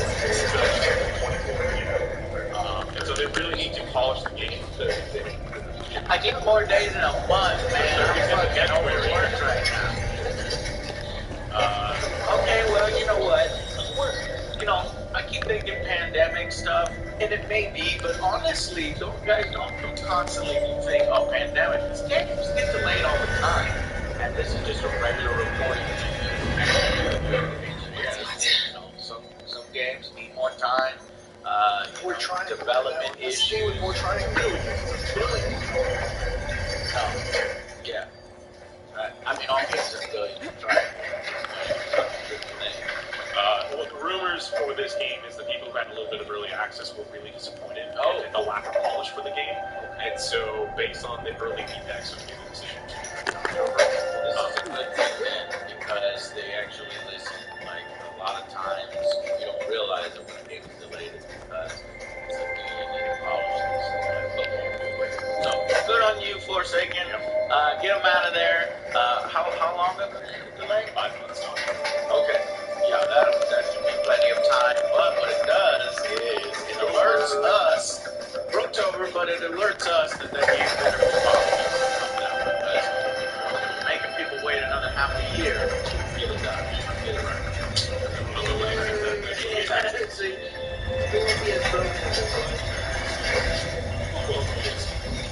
this is something that people really do. So we talked about it.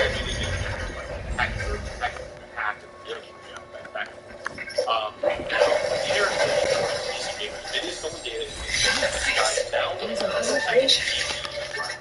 So if you're updating, like especially an older driver, you need to be very aware of where you're putting the things. So the hack group calling itself lapses that they use to gain remote access to unsuspecting machines, otherwise malicious software. So people have to be really careful. So we were talking about that hack not being could do something, could do nothing. This is potentially something really damaging, especially people who don't necessarily NVIDIA driver. Be very, very careful. There's a list of serial numbers. You can check to make sure downloading those ones. Be careful. Yeah. Don't be like the old people who just click on whatever you want. It's fine. All right, now for a controversial news story about a controversial game. So, Amazon has responded to Lost Ark's controversial gender lock platform. And it's because people, now that Lost Ark has come to the West, people are upset. Some people are upset that you can only play Sorceress, not a Sorceress. Classes. They've also been upset that as you level up the Sorceress, the legendary It's the other side. And I imagine the next set is someone who ran into the next upgrade is just a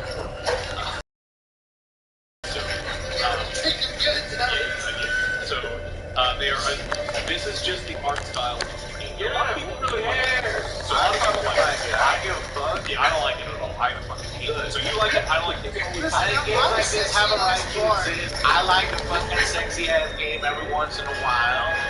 You want to make a character that isn't your goddamn body type, or that you want to just to fucking enjoy yourself. You don't like my sexy eye candy. Yes. This is fucking stupid. Alright, so anyway, they're not removing any of the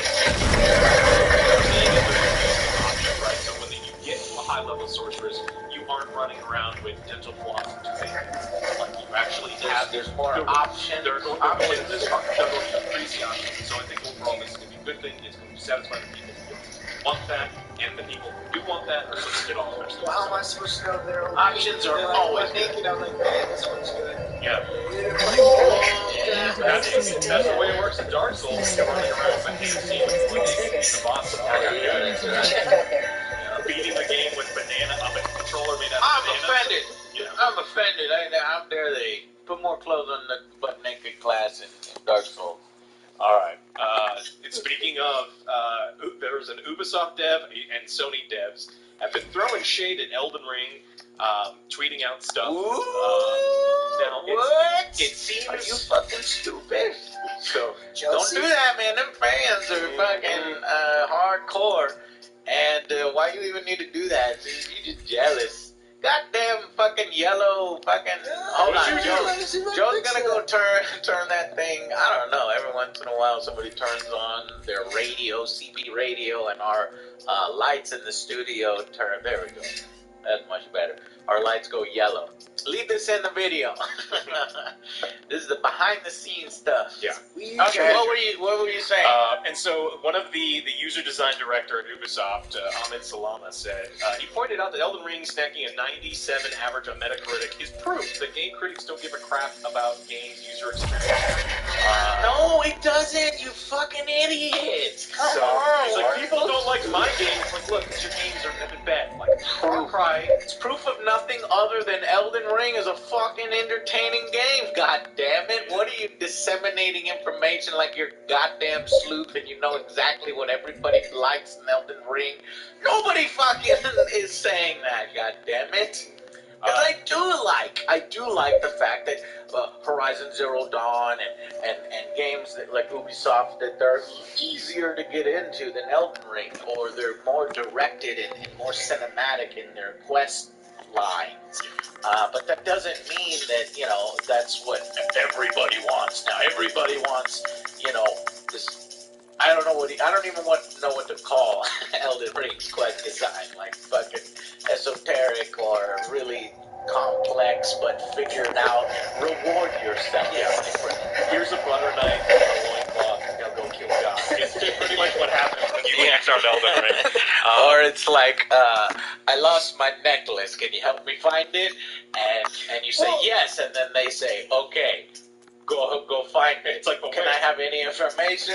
No. Well, that's funny because you mentioned that. A lot of people are passing by the tutorial for Elden Ring. Oh, I saw that. Yeah, it was like, where is it? Yeah, because we had help with chat. Yeah, but it's like, because there's a fucking hole, and I'm not gonna jump in a fucking hole. Your brain, video games say, no, hole's bad. Hole's good. It's the treasure. Well, you mentioned quest design.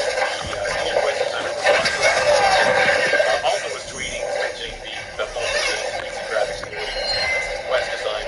So all of these people are criticizing the game. Now, what makes this look particularly bad is the games they were working, especially the ones in Ubisoft. All of the games were bad, not because of the user design, but because they were not very good games. And Elden Ring isn't super special because of its lack of user experience and quest design. It's special because it did a really good job of the game. And so this just looks like an idiot on Twitter going, oh, it's bad. I don't appreciate my work.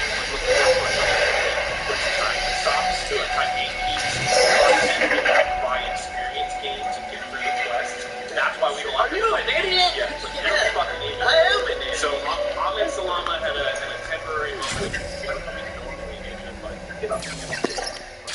I'm sure he's already been looked at some of the plays he's got.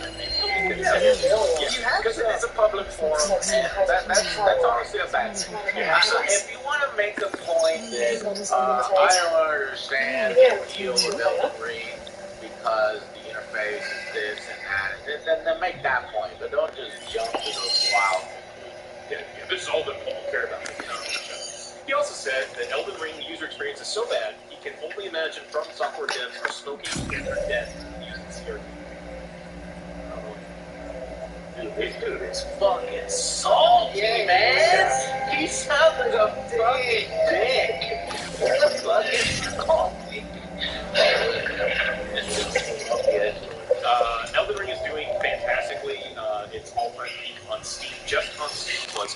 651,000 people. Yeah. Like right now, this second, 600,000 people are playing Elden Ring just on Steam. That's good. That's killing cool. it. Remember when EA's like, oh, single player games are dead. Ah, And then let me yes. look up Battlefield real quick, and I think it's what, maybe 1,000? Battlefield is it's got less than at this point less than Battlefield 1942, and that game isn't even available to play on the servers anymore. Unless the community is created it. Yeah. No. 2,000. 2,000 people. So 2,000 versus 600,000. Yeah. I think, But that's because you use EA, when they said that there was so stupid, like I actually don't know. That was like 5 years ago, and I think it was like a few employees. It wasn't like a few employees. And since then, they have made money on single player games, so they have realized their mistake. One of them being the Star Wars Jedi game. So hopefully they don't believe that anymore. But that kind of stuff sears into your brain. Yeah, because there's like October 23rd, 2017. I've seen people literally spend $15,000 on Mass Effect multiplayer cards. This was a former BioWare dev speaks out in the monetization, and then in that particular thing, he was like, EA's not really interested in single player games when then they can make money on this. So it's one guy's opinion, and then EA kind of supporting that, but they've made money on it since, and hopefully they will continue to make money on it. Yeah, so the guy who really said it,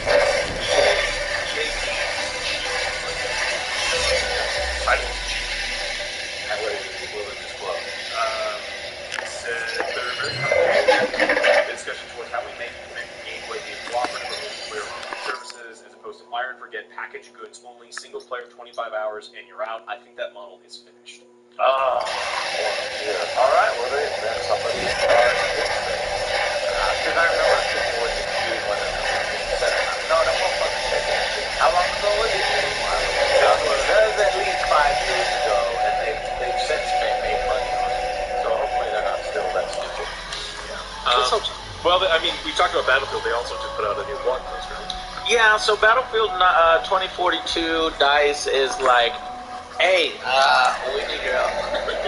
DICE has been open in its discussions with players on how to fix the game. It released a lengthy blog post. This was March 3rd, so about 5 days ago, when the cover got destroyed. And it was so large they had to break it down into 5 main topics. Number one, traversal. DICE says if the weather players are unhappy how long it takes for players to travel to Black Flag, there's too much overall travel time. They admit it. They're going to plan to fix it. How the fuck they would do that? Intensity. Number two, the intensity or sometimes lack thereof in the patch is related to the 128-player modes in Breakthrough.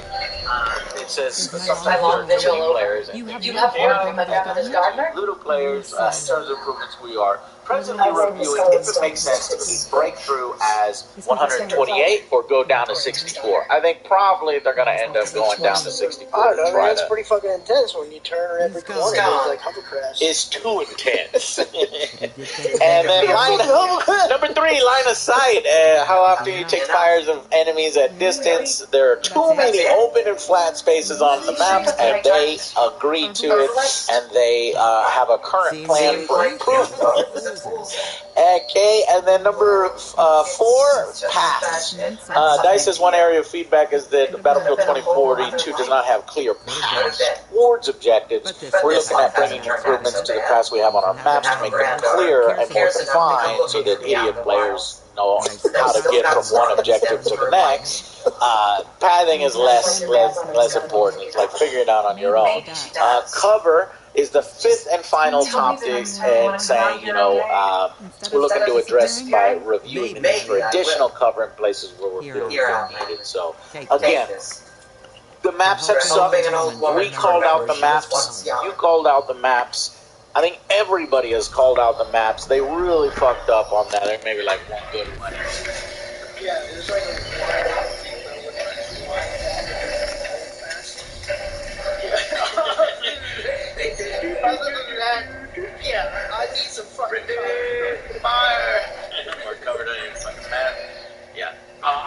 remind people that when Battlefield 4 launched, 2 months after the launch, there was a new and 4 months after that, got a second expansion, second Assault 4 months after launch. In the last 3 months of Battlefield, we have gotten a scoreboard and a small handful of bug fixes. That's what happens when you release your game. Oh, do not forget about that. You fucked You up. didn't get the free Oh no! You had to kill people. You have to do a lot of bullshit for speed. Anyways, yeah, that's what happens when you release a game when it's not fucking finished and you're playing catch up to just get the Well, not main even game that. done. They changed the whole Previous core. Battlefields were relatively finished. They just kind of needed bug fixes. But apparently, I guess the team knew what they were doing back then to get those bug fixes done. Shit, I don't know. Because honestly, Battlefield launches have never been very good. But this one has been particularly bad. Yeah, worst of the worst. So what else? What else? We got the PlayStation State of Play. It Yeah. got announced. Yeah, go ahead. So the State of Play. This one like pop. We're gonna have one tomorrow. Yeah, like what the fuck? Okay. Yeah, 20 minutes long. They're gonna focus on Japanese publishers. So we're again, I don't give a fuck how many games you bring out because no one still has PlayStations. So it's like, hey, look at all these games, but you can't play it. I got a PlayStation. Window shopping. Friends got a PlayStation. Window shopping. So it's for us. Yeah. This goddamn it, the stupid fucking rumor popping up. That I don't even want to really report on this, but because of that, people are saying, oh.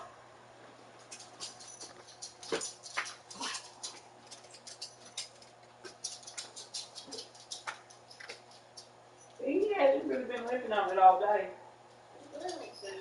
He still lives on his back leg whenever he tries to, whenever he tries to run. Did you give him this medicine? Yeah, I gave him this medicine.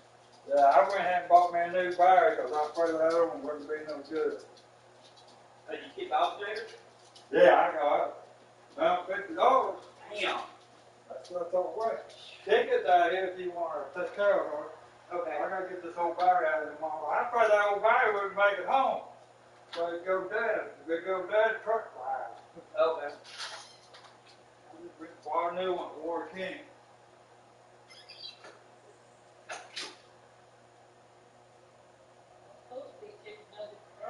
Yeah, that's in the truck. I bet he left it in the car so he got some more.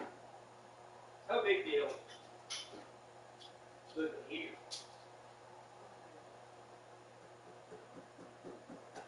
Oh, let's get some good tree.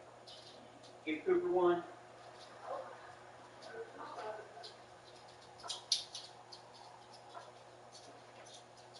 Cooper.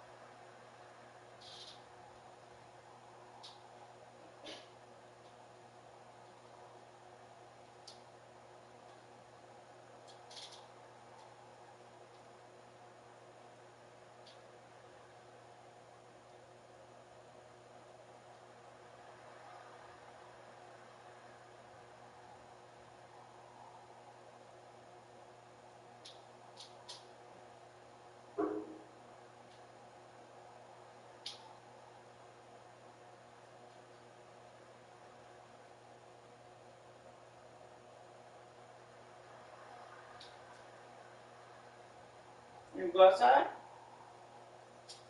Daddy's outside. Go get it.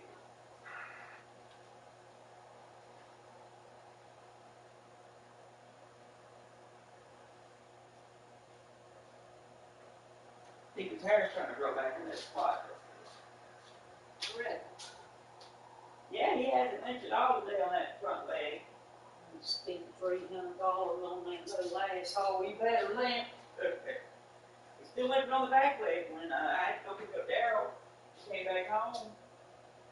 You know, he ran down the hill. He was running so damn slow. So it still hurt. Not letting him. You know, usually he runs 6 feet. He was running right beside us today. Got in front of me a couple of times. Had to blow the horn or I ran him over. And you can't see him when you're coming up the hill because you don't have, you know, good point of view.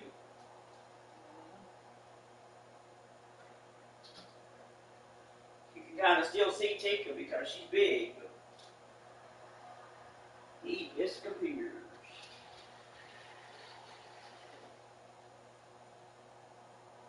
And he called me, said,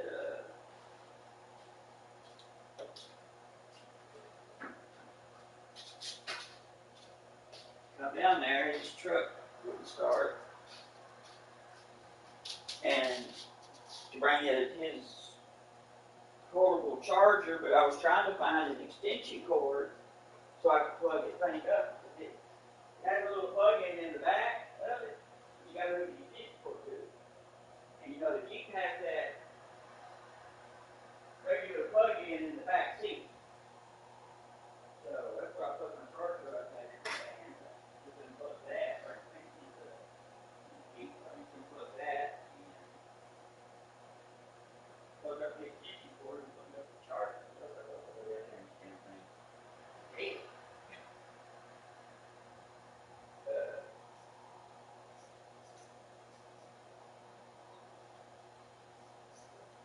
Yeah, it's on snow. And they're calling for good snow too.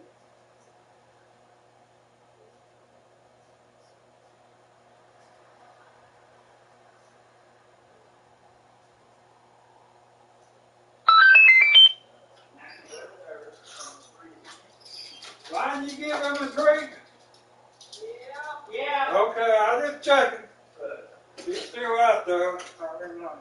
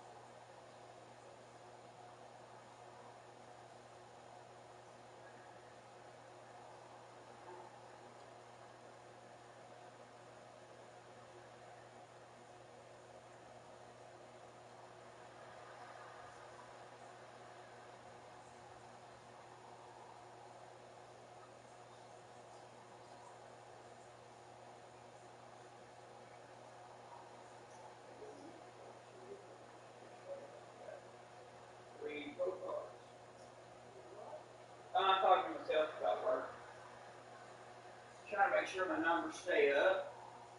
And the most important thing that we can do, the GameStop likes, is if we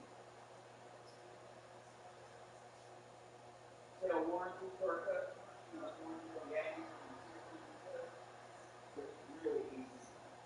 Customer comes in with a small child, if they're buying a new controller for or a new headset for because they done broke it, rocking it or spilling something on it or something, you know. And so the warranty, like $9.99 a year or $14.99 for 2 years, depending on what it is. With that warranty, it covers everything but loss. Literally, bring that damn thing back into millions of pieces. As long as you got the warranty and you brought it back, we'll either give you your money back, that you trade it in for something of equal value, or give you back whatever you bought, like another controller or whatever, in the little month. Know what I'm saying?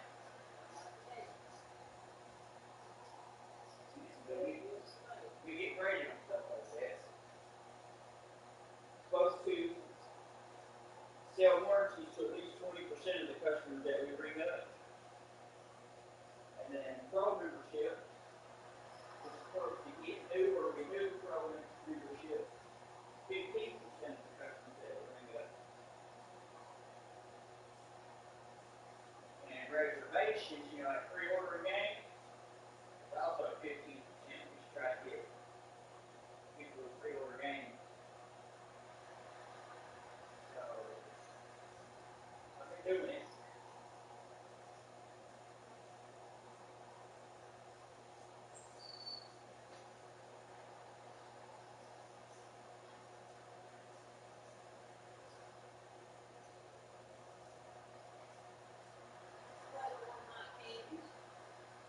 I didn't know. And,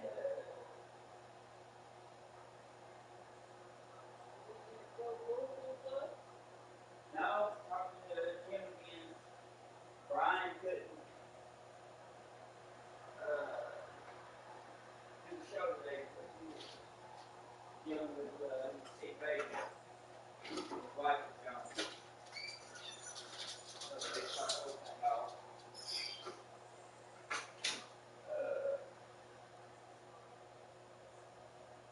He said we might do a small 30 minutes to an hour talk tomorrow. I'm off tomorrow from GameStop too, so we'll do this cool. And then I'm Brian still, so I won't have to go up there.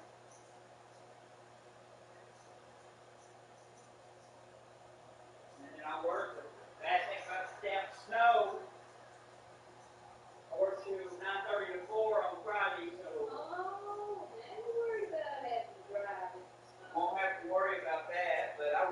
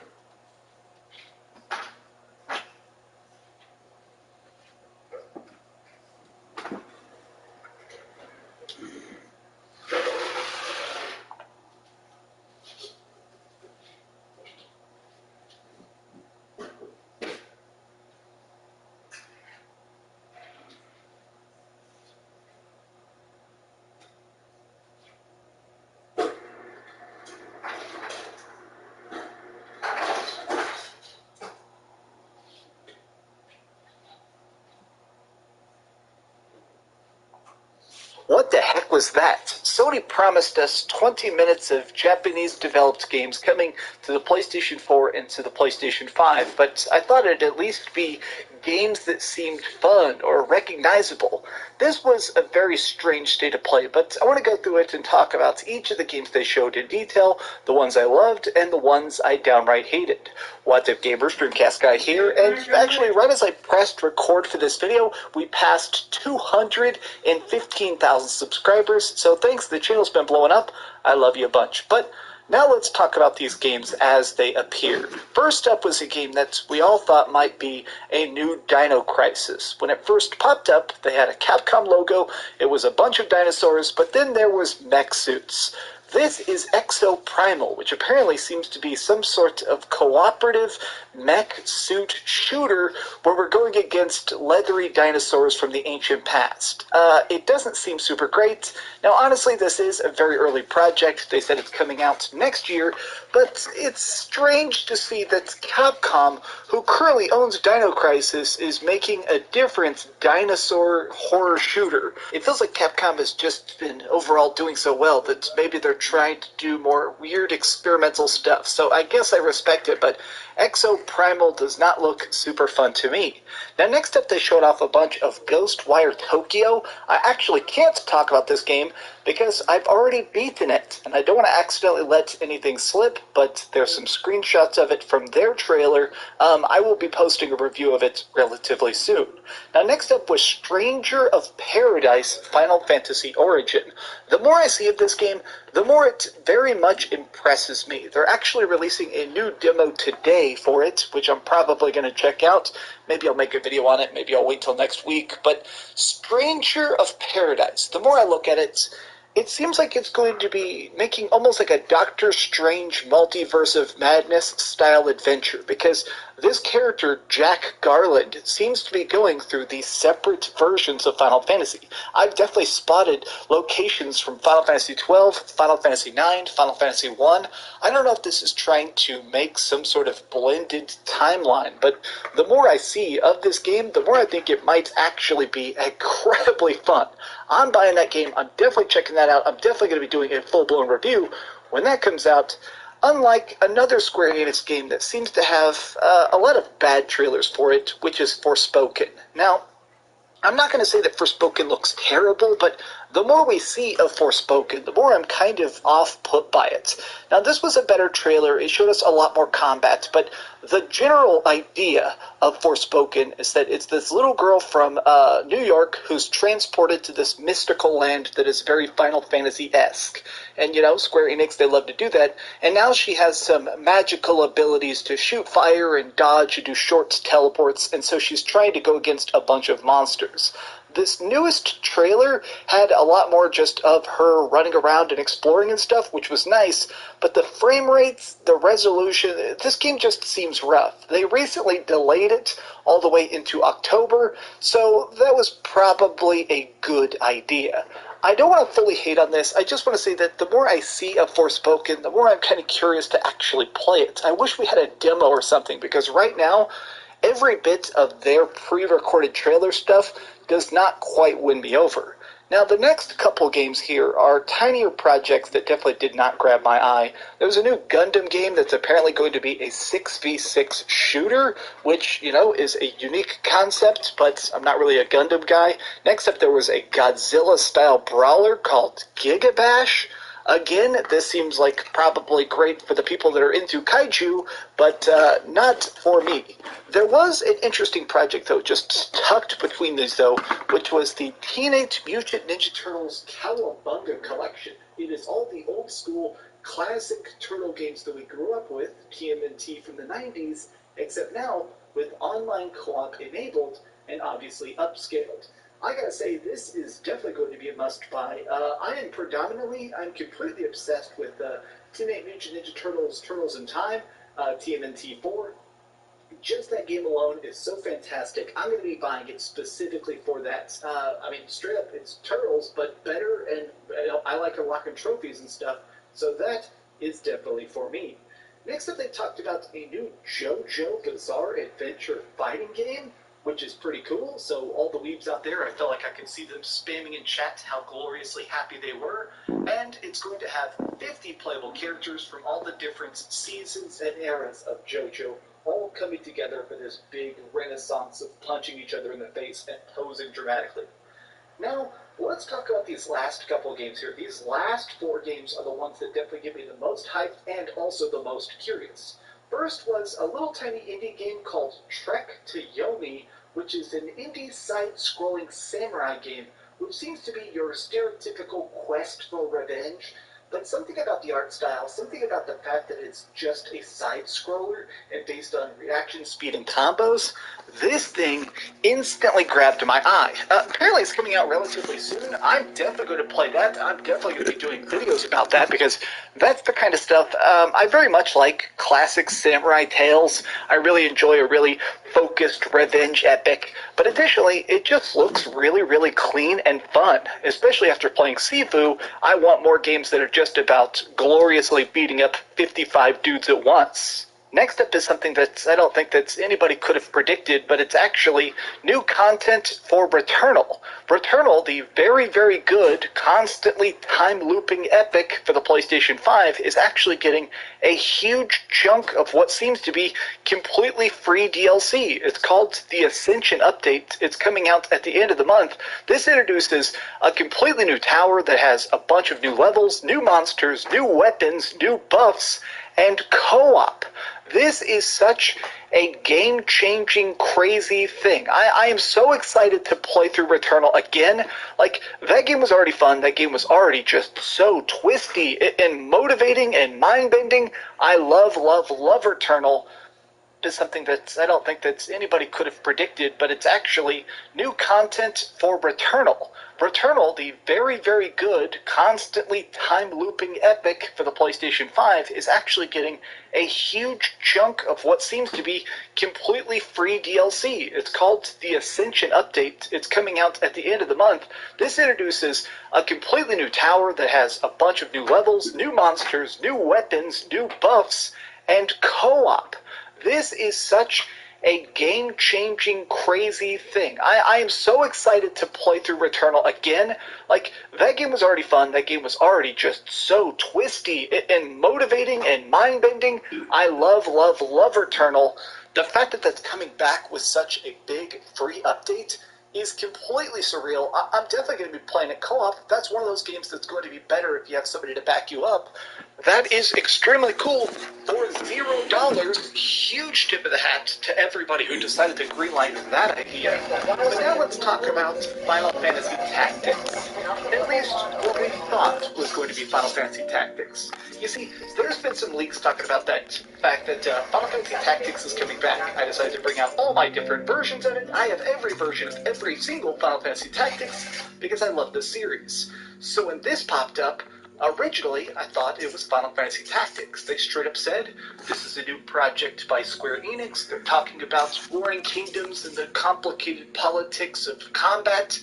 And then it turned out to be a project that's called Diofield Chronicle. I'm actually having to look at my notes. What is with people making games that look decent and then giving it the worst name possible? Is it just the fact that so many thousands of games exist now that you have to try and make the most creative and original title?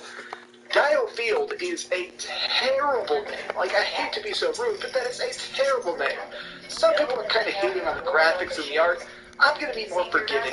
I'm just glad we're getting more tactics games, and this one seems to be, at least in spirit, Final Fantasy Tactics 2. You know what? It's not the best, but I'll take it. Speaking, though, of very strange sequels that I never could have had show up, Valkyrie Elysium. They're making another Valkyrie profile game, but this one seems to be lower budget. Square Enix seems to be trying to greenlight a bunch of mid-tier projects, things like Star Ocean 6 and stuff. This seems to be part of that. It's their initiative to make sure that there's the big AAA, and then there's tinier AA stuff. Valkyrie Elysium did not grab me. Something about her just Naruto running through levels, the really cheesy voice acting, the graphics, the weird, like, blurry, purposeful art did not work for me. maybe it'll turn out to be great. Sometimes there's those games that are very anime aesthetic and then turn out to be fantastic later, but as it currently stands, Valkyrie Elysium is a big thumbs down from me. But that's everything that was in this. It's been a fun 20 minutes of checking out everything that they showed off. What did you think of this state of play? Was it good? Was it bad? I'd probably give it a 5 out of 10. But tell me your thoughts in the comments down below. And please, if you enjoyed this video, subscribe and keep dreaming. And I guess go play some Final Fantasy Tactics. Thanks so much for watching that video. If you want to see something else, you can always click this link to see what I put up last, or, subscribe and see what's coming up next. Also, I promise that whatever I do, it'll try not to suck.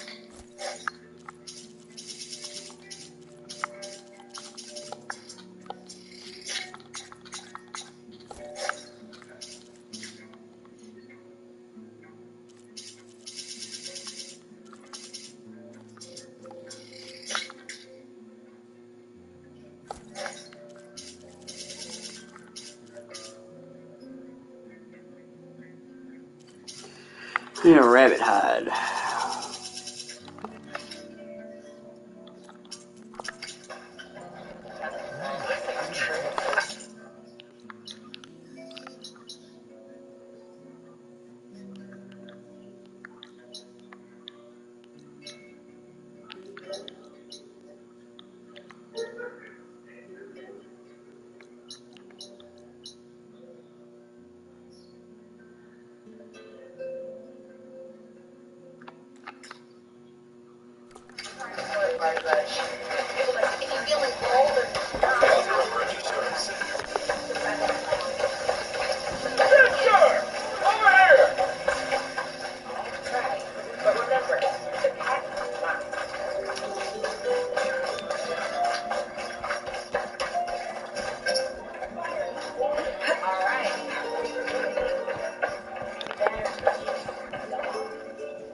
I hope you have more luck than I did.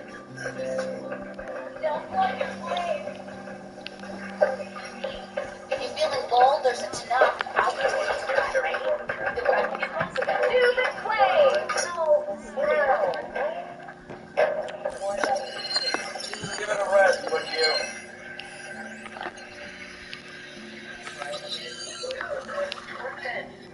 I've been mulling over design, but you don't mention it.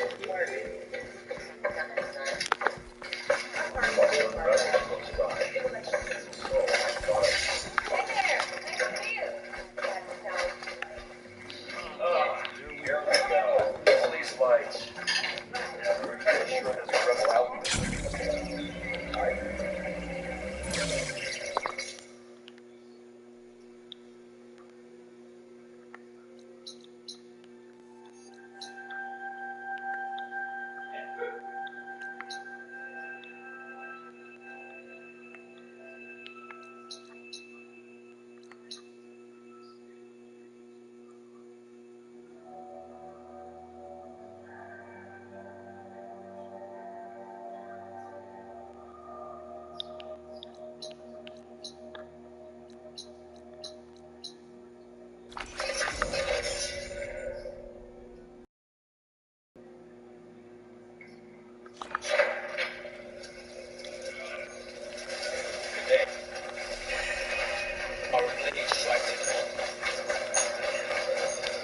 What's the command you're playing? It's the third time in weeks.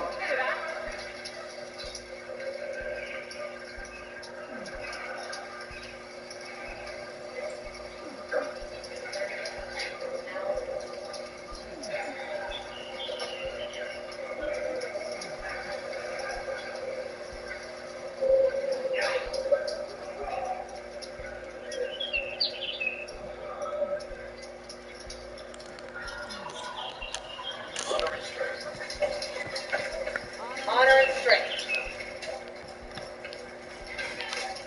Move 5 or sell. Skyclan Joseph.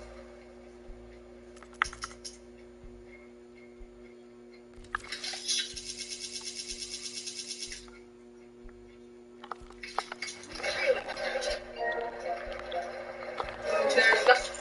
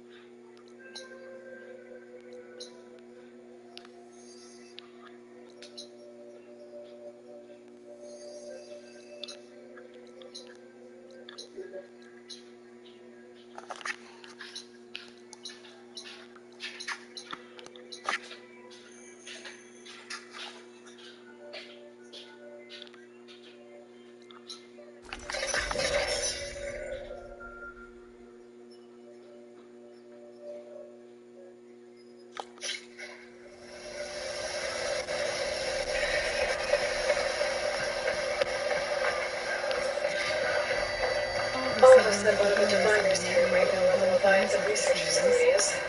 Better go to the campfire and let her know I'm here.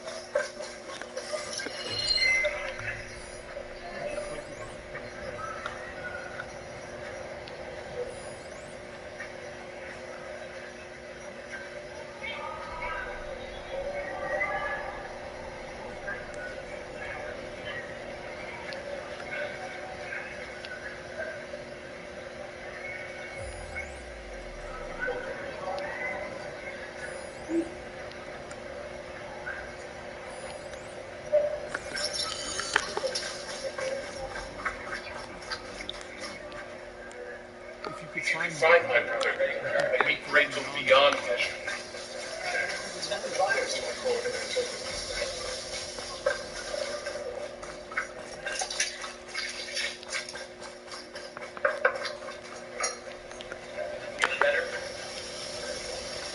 You want to do the meal for a sec?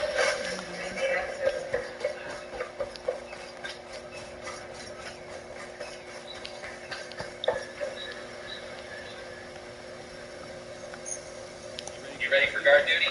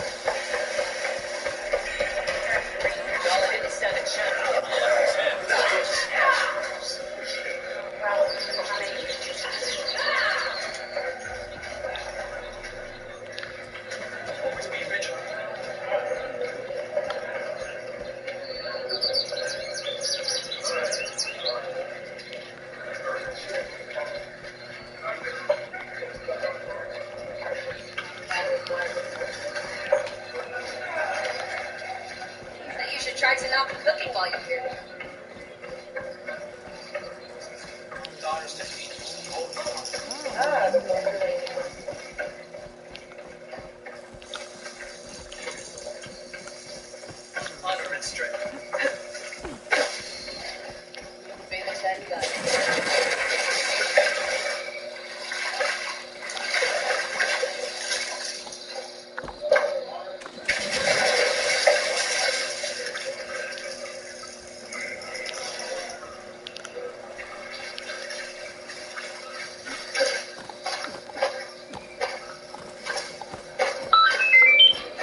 and Aloy brought us victory.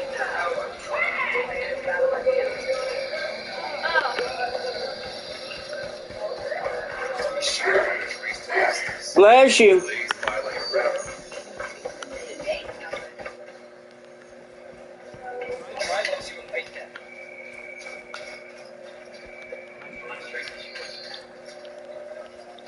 Your arrows reach free.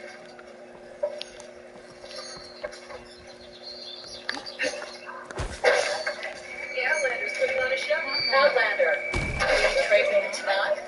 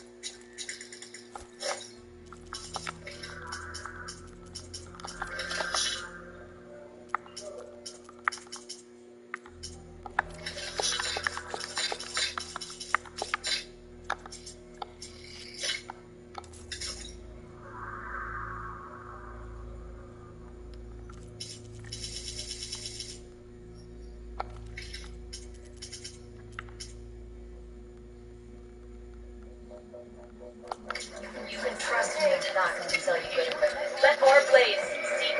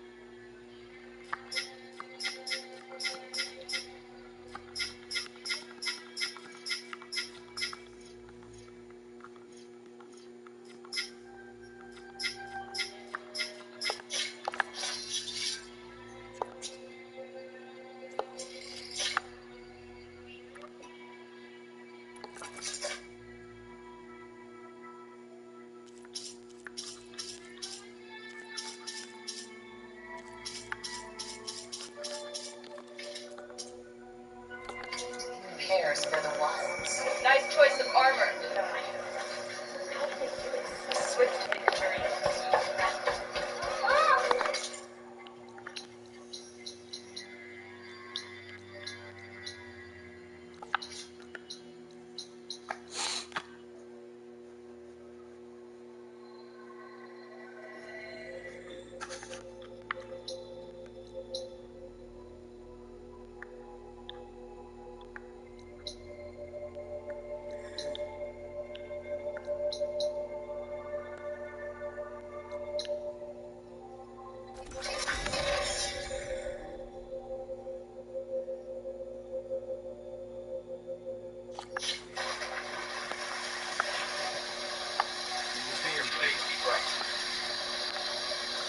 The truth of the visions were revealed by this Outlander.